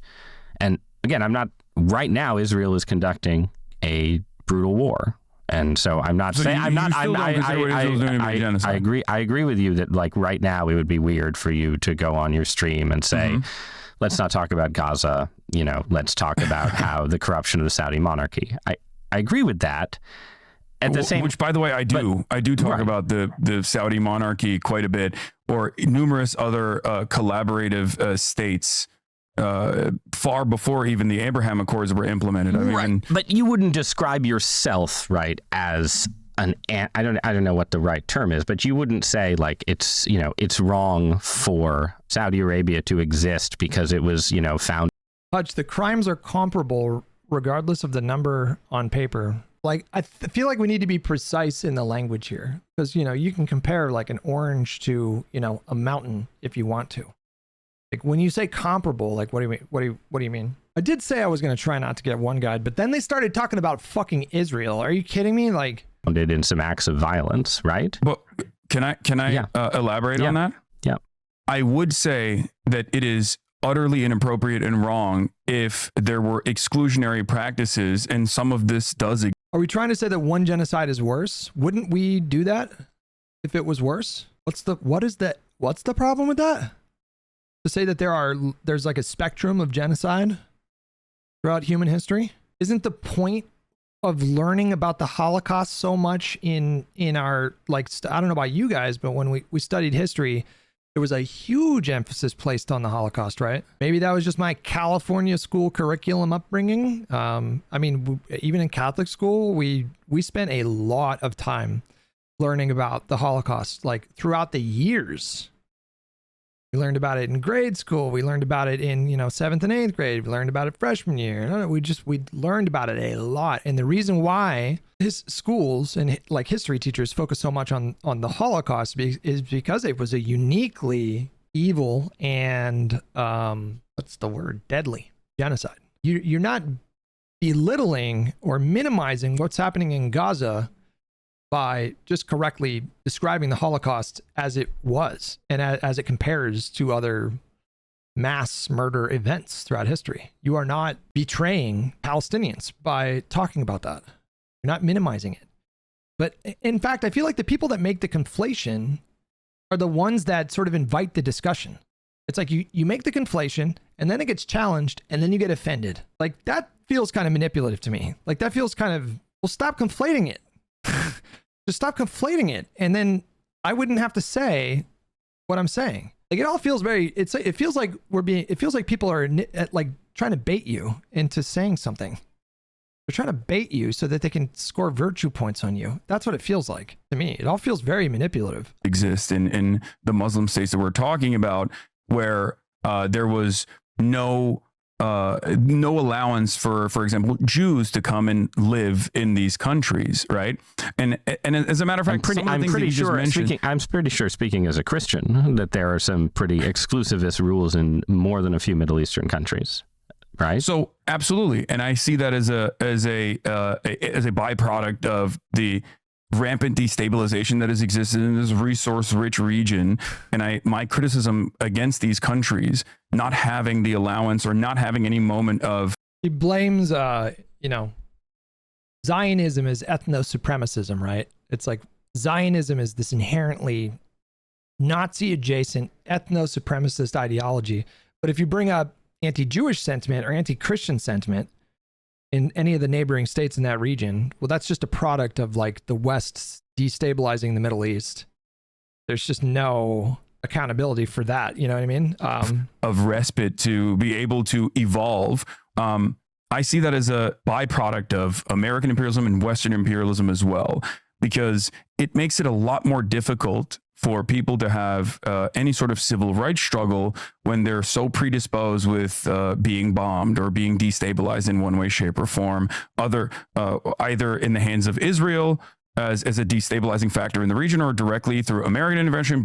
I don't know. I'm not the best with Middle East studies, but hasn't the Middle East stabilized substantially compared to like 40 years ago? He's talking about destabilizing. Are we going back to like World War I? Are we going like post World War I? Like kind of like the emergence of like nationalism? Are we going that far back? What are we talking about here? British intervention and the like for coups and whatnot to take place in these countries. It makes it quite difficult for the regime change to take place in a revolutionary manner. And the Iranian Revolution also is a great example of this as well. When you put a puppet state in charge that is Western aligned, a lot of people, and that puppet state watch. Can we talk by some more news?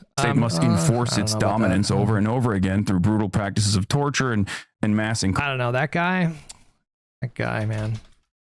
He showed up in my mentions a few times, like really questionable takes. Incarceration. People are inevitably going to revolt against that. And what I have seen in my experience as someone growing up in Turkey, more often than not, the people that actually find themselves the most earnest anti-Western figures, the people that these resentful populations can unite behind, oftentimes actually wear fundamentalism as a way to show how anti-Western they are. And this is the reason why some of these like despotic regimes actually end up taking power. But you wouldn't extend, it seems to me like you wouldn't extend that kind of structural argument and narrative to the Israelis, right? You're like, well, there's so much, there's Western imperialism, there's war, there's violence. This is how the Middle East, ends up with dictators and theocrats. Okay. The state of Israel has been surrounded by countries that deny its right to exist, have invaded it repeatedly. Well, I mean, we can see where this is going. He's just going to reject the legitimacy of like Israel as a state, because like he's just going to reject the foundation of Israel. Even though I think literally every country, I think we looked this up, and I think literally every country is the product of colonialism to one degree or another. But Israel gets this like special designation of like illegitimacy that doesn't necessarily extend to other states where maybe it's even more recent. Cherry, come on, let's not do this, Cherry. Let's not do this. My point, obviously, to like thinking people is not colonialism good. That's not what I'm saying. I'm saying that the reason why I point that out is because Israel gets this like special designation. There's this insistence on its illegitimacy. Like, in my mind, Israel is a state and they are a sovereign country and they have borders and they have a right to secure borders like every other country. It doesn't mean that the way that it was formed was like ideal or good, but that ship has sailed and Israel exists. That's just a reality, whether or not you like it. It's just a reality. And yeah, I don't think, and yet that narrative to you does not inspire any sympathy for the Israelis. Because they're winning, because they're currently winning. It's incorrect to say that my analysis does not factor in like externalities or resistance against like Israel's incursions, for example. Ultimately, it goes back to, did the Palestinians have good reason to say, we oppose this. We oppose the Israeli state. Was it born out of ancient anti-Semitism, or was it born out of an emancipatory need that all indigenous people have, all peoples of the world have, in terms of developing autonomy? Well, it could have been, argument but it that could have Israel been both. makes for its own Jewish determination, right? A Jewish state's self-determination, which, but surely again, it could be both, right? You could say, of course, there's an admirable, understandable desire for emancipation, a desire to have your own homeland,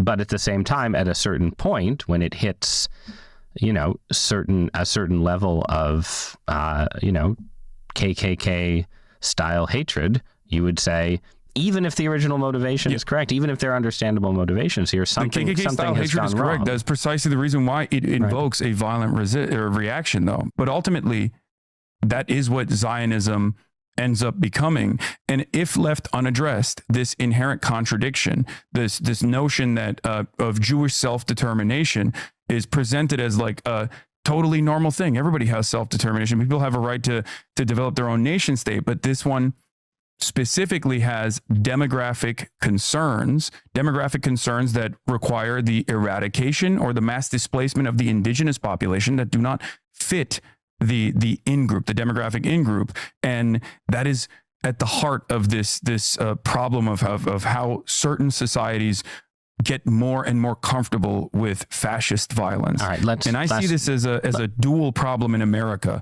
as well as Israel. So let's just take that, because I know you have to go stream. This is the last. I mean, I can talk about this all day, by the way, especially on the New York Times. I mean, this is not.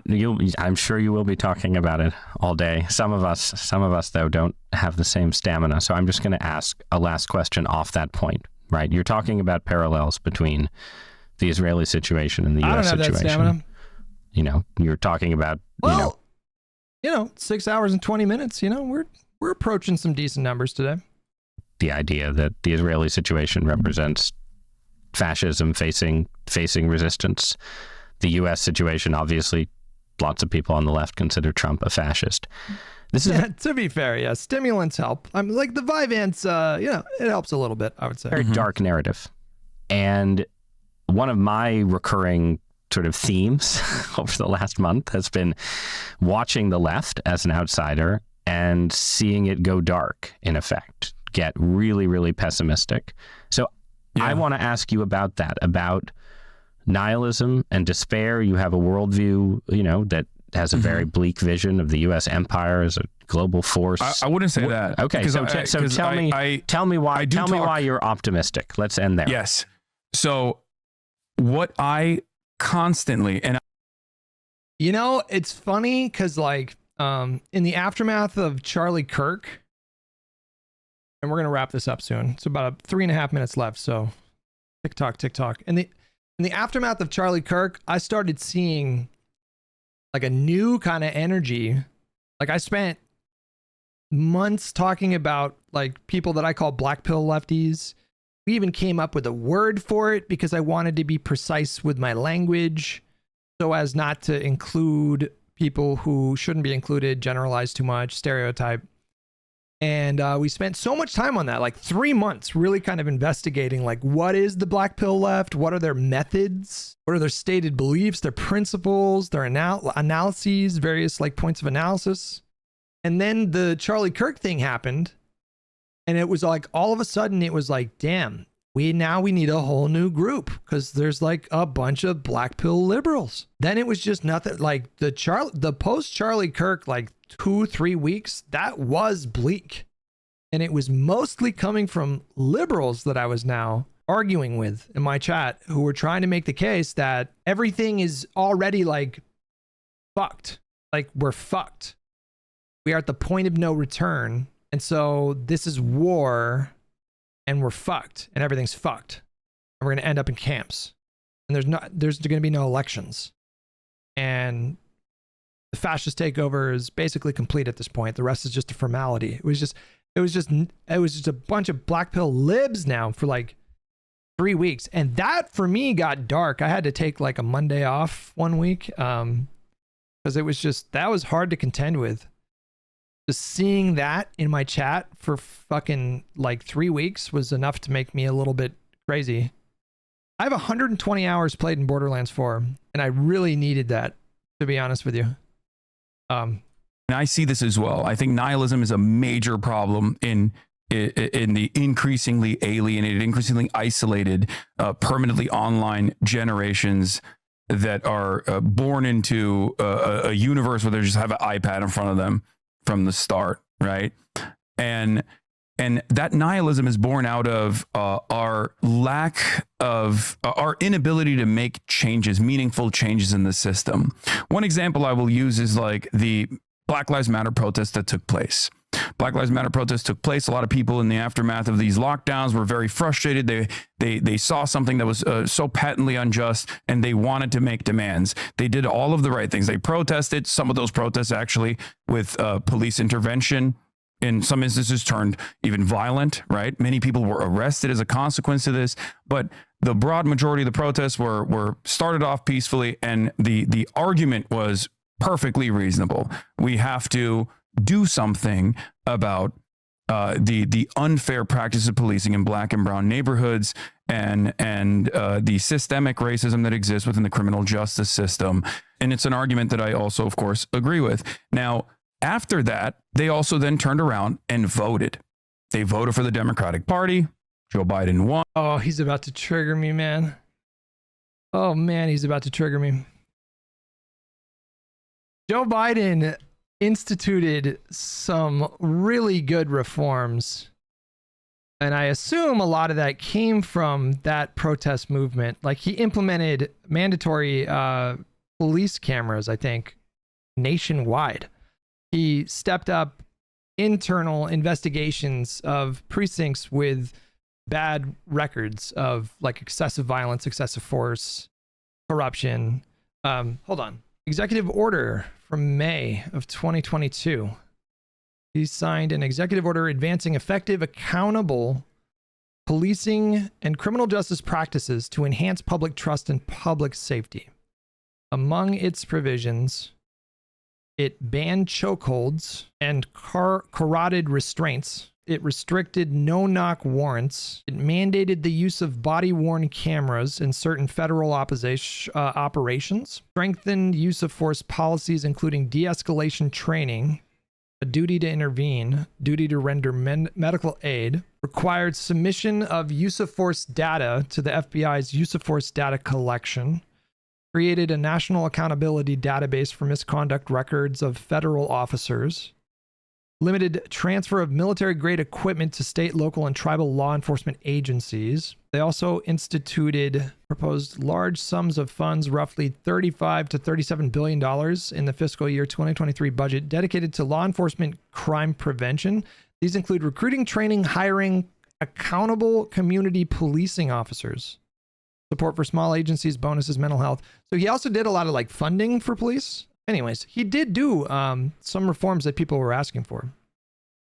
A lot of those reforms.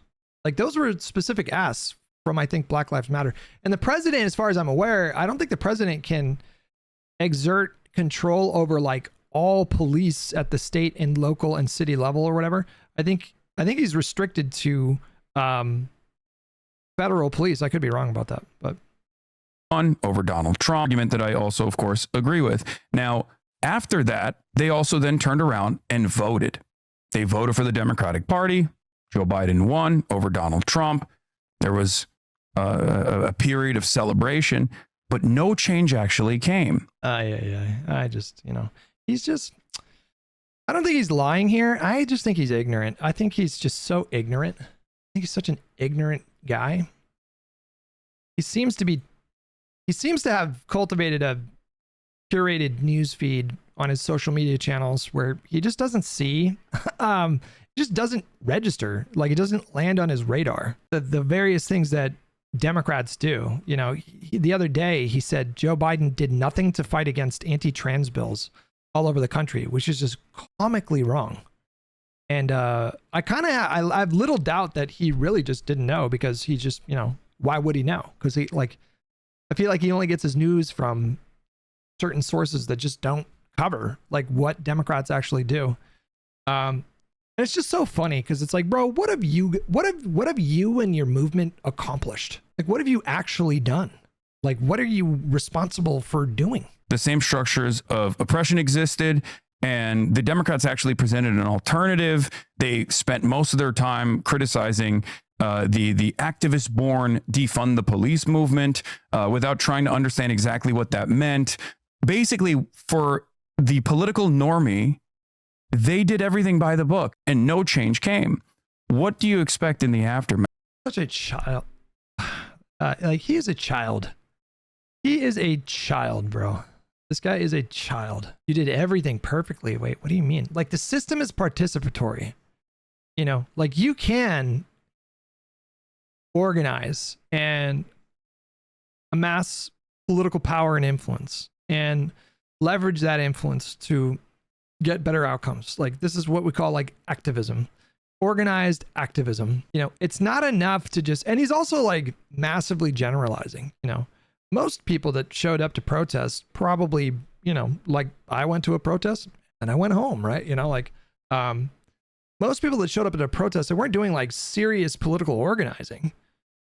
They just wanted to voice their frustration with the administration and with the culture and with policing.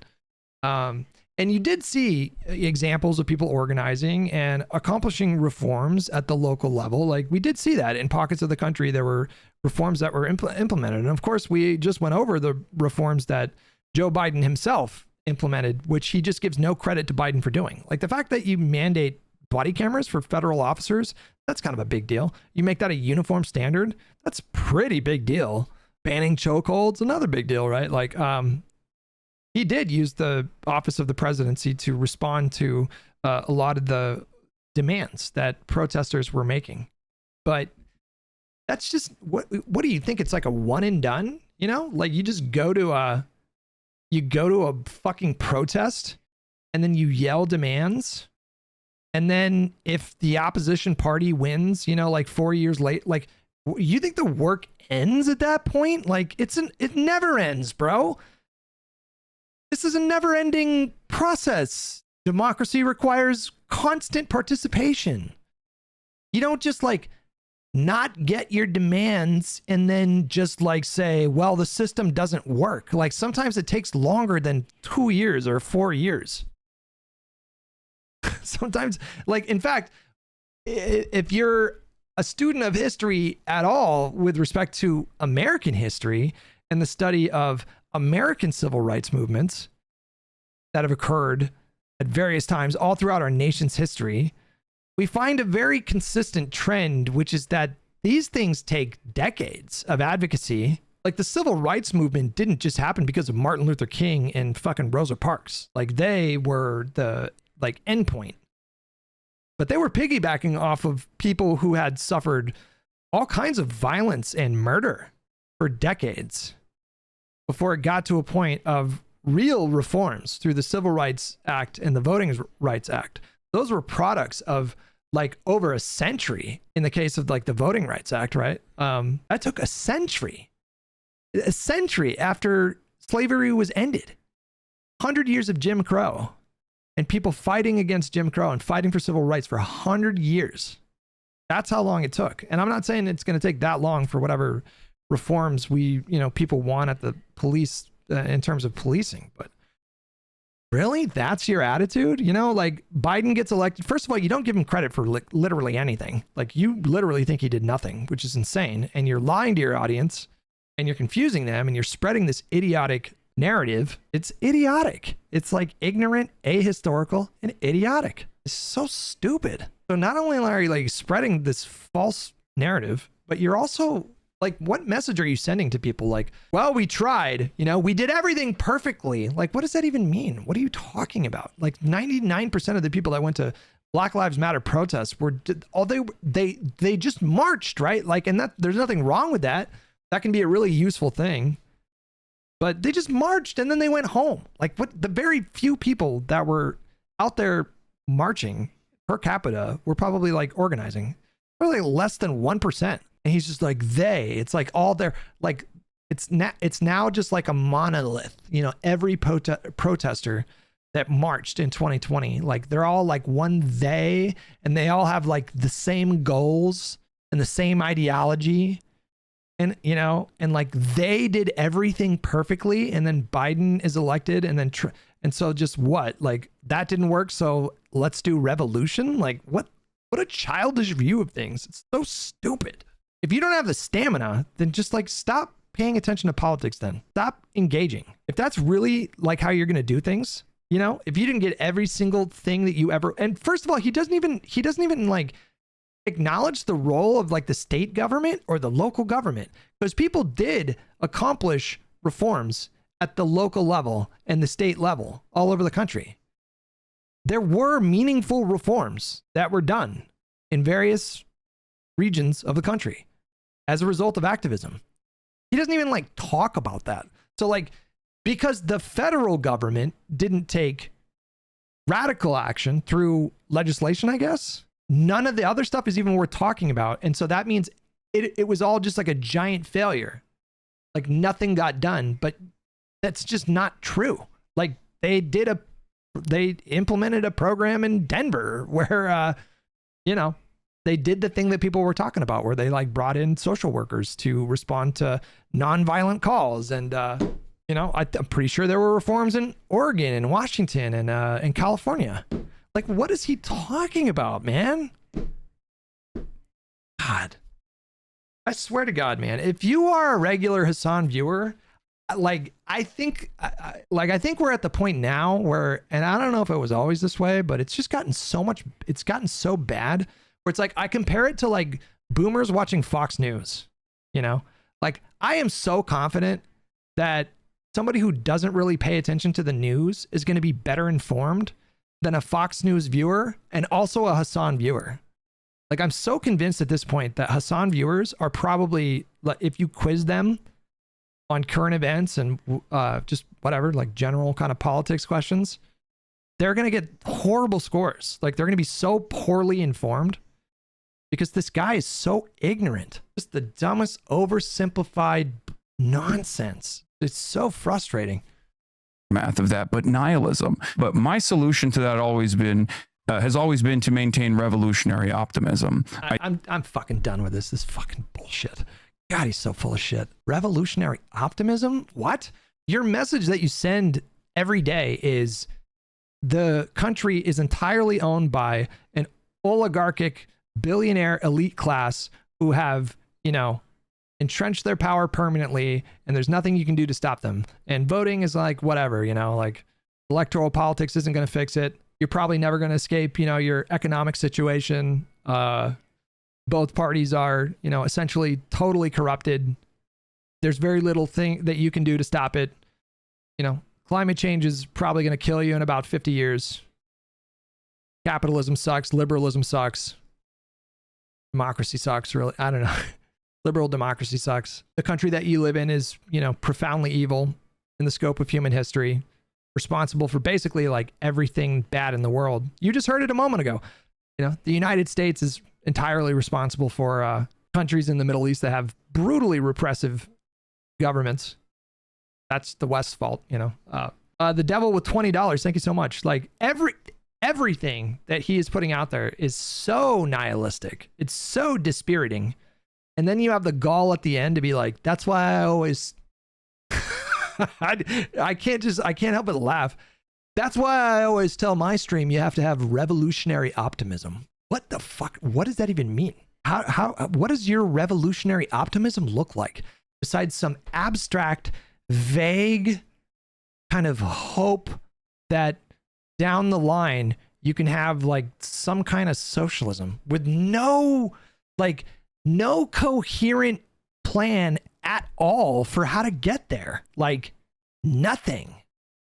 This guy that interviewed Hasan in that interview was like, he tried to ask him so many concrete questions, you know, just like was looking for like non-abstract answers. Like, let's get into the specifics. And it's all just this like vague bullshit.